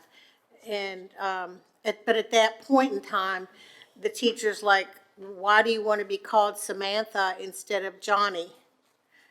I mean, I'm not sure that the teacher or the counselor would say that, but, the student might say, well, I've decided I'm going to be transgender. So then the teacher or counselor says, I need to notify your parent. And then the student says, oh, in that case, pretend that this conversation didn't happen. So where are we legally with that? Does the teacher at that point contact the counselor or the administrator and ask them to contact the parent, or do they, where are we I think legally? that's some of the guidance and training we have to come up with. If you just said, my name, I want to be Sam, that may not trigger for us the fact that you're changing genders. If your sexual orientation is different and you're dressing that, but you didn't change your gender. I'm a male, but I prefer males, and I'm wearing a dress because I prefer males. That's not a gender change to me for you. So, so question that again, I'm going to go back to fact specific. We're probably going to try to suggest to our staff, the teachers, let's not get into these complicated conversations. You just say, if you want to change your name, I need to talk with your parent because that's not your figure, and then send them to the administration of guidance. We're going to have a more complicated conversation after that. I don't think we want our teachers in a position where we encourage them to ask those questions because it's opening doors that that's too complicated for them to handle. I think we're just going to say, if you want to change your name, it's not on your records, then we need to follow the appropriate policy. Okay, thank you. And so what I want to say to the board is a couple things. One, some of the same discussions that you guys have had amongst yourselves, we have had amongst ourselves, which is why it took us so long to get to where we were tonight, because there was an equal amount of disagreement as agreement. There was wordsmithing and changing and iterations to get to where we were tonight. The real challenge is gonna be tomorrow night. Because tomorrow night, we're gonna present to you the decisions that you made tonight, but we had two members that were not here. And so tomorrow night, your choices are gonna be all or none. Tomorrow night, you're gonna vote on our submission of how we plan to respond to the model policy, and it won't be going through individual language. We did that today. It will be, here's what the language is, here's what our plan is, how would you like us to proceed? If it fails, then I don't know where we are. Ms. Melnick has a question. Well, I mean, that was my question, is it's all or none, so basically, I mean, we're not going back and rewriting, so it's basically like a consent item. Well, let's clarify. They're going to take the language tonight that you proposed and rewrite that and put that back out. So what's in your package now may not have it, because we're going to take the language you had today and put that out there. We'll plop them into the regulations where they belong, so you can see what it looks like. Right, so You would all have to make an amendment or change something individually. They're not going to do it. They're not going to go individually. They're going to put it all in there. You're going to have to make a separate motion, amendment, pull them out, and figure out how you're going to do that if you want to do. The administration is not going to bring you all the options. So all this work that we did today could be for naught because we had board members who were missing, or, I mean, technically, this was a lot of great work tonight. There was a lot of discussion, a lot of really important work that happened, and in some cases, work that proved that what we're putting forward to the division was actually even more comprehensive than the model policies. And so, but pretty much consensus across the board. And like I mentioned earlier this evening, you hate to have one piece of that hijacked, because where does this put us if it fails? And I mean, we're back to what? Square one? Like what? I need some guidance on that. I want to ask this question as the chair. Tomorrow night, we will be here, probably with all 11.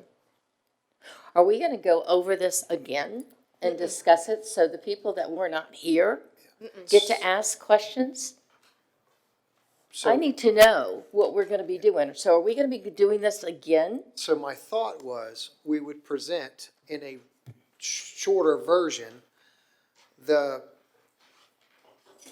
model policies as we plan to implement them without discussion about every slide.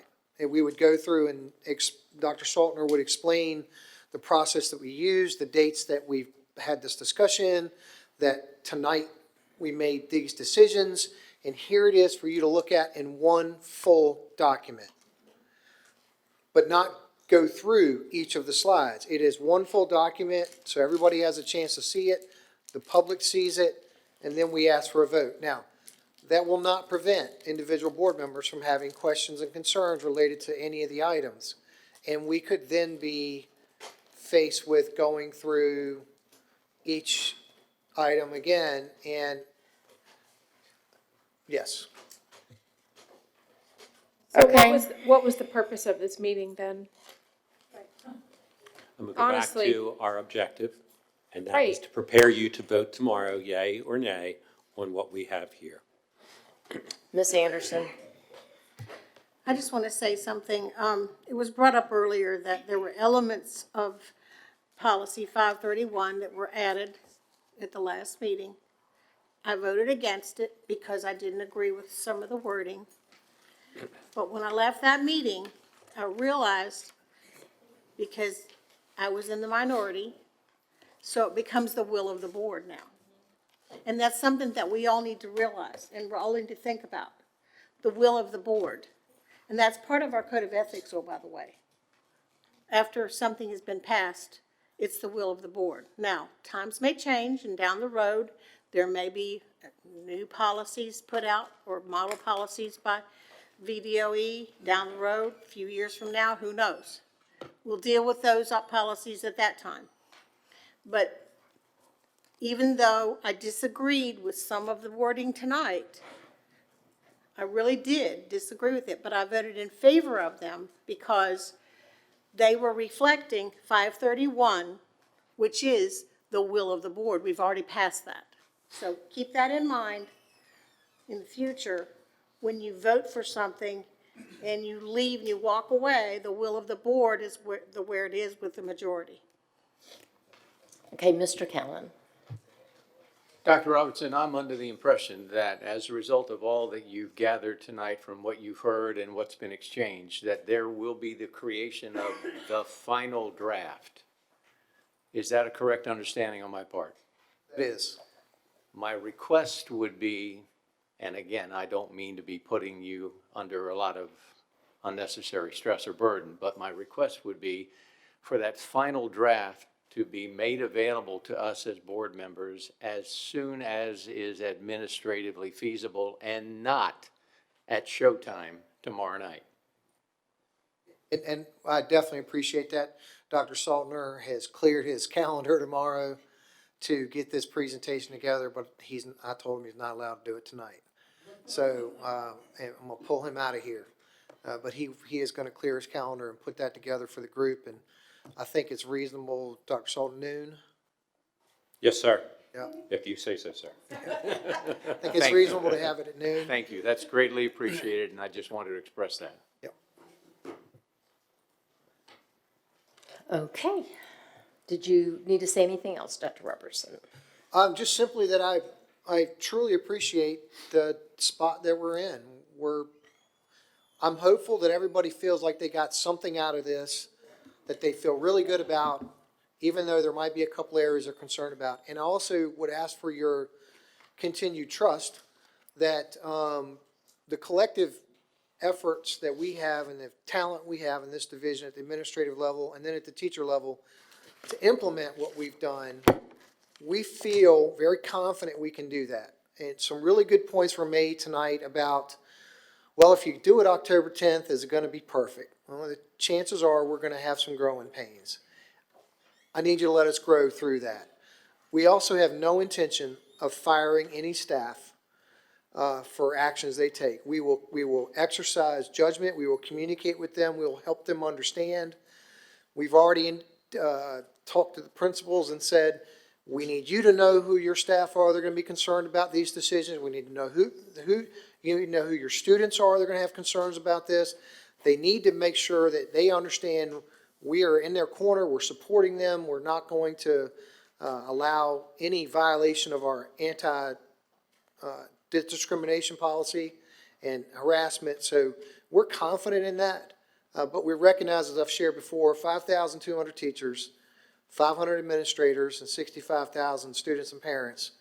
There's going to be some areas we'll work through. But you can be guaranteed we're going to follow what this board decides tomorrow night. Okay, so as I'm looking right now, we don't have any votes that we need to take tonight for anything because we're moving forward with, we're moving on. There is no action items to vote on tonight. So, are we moving to a closed session tonight? No closed session, it's not needed. I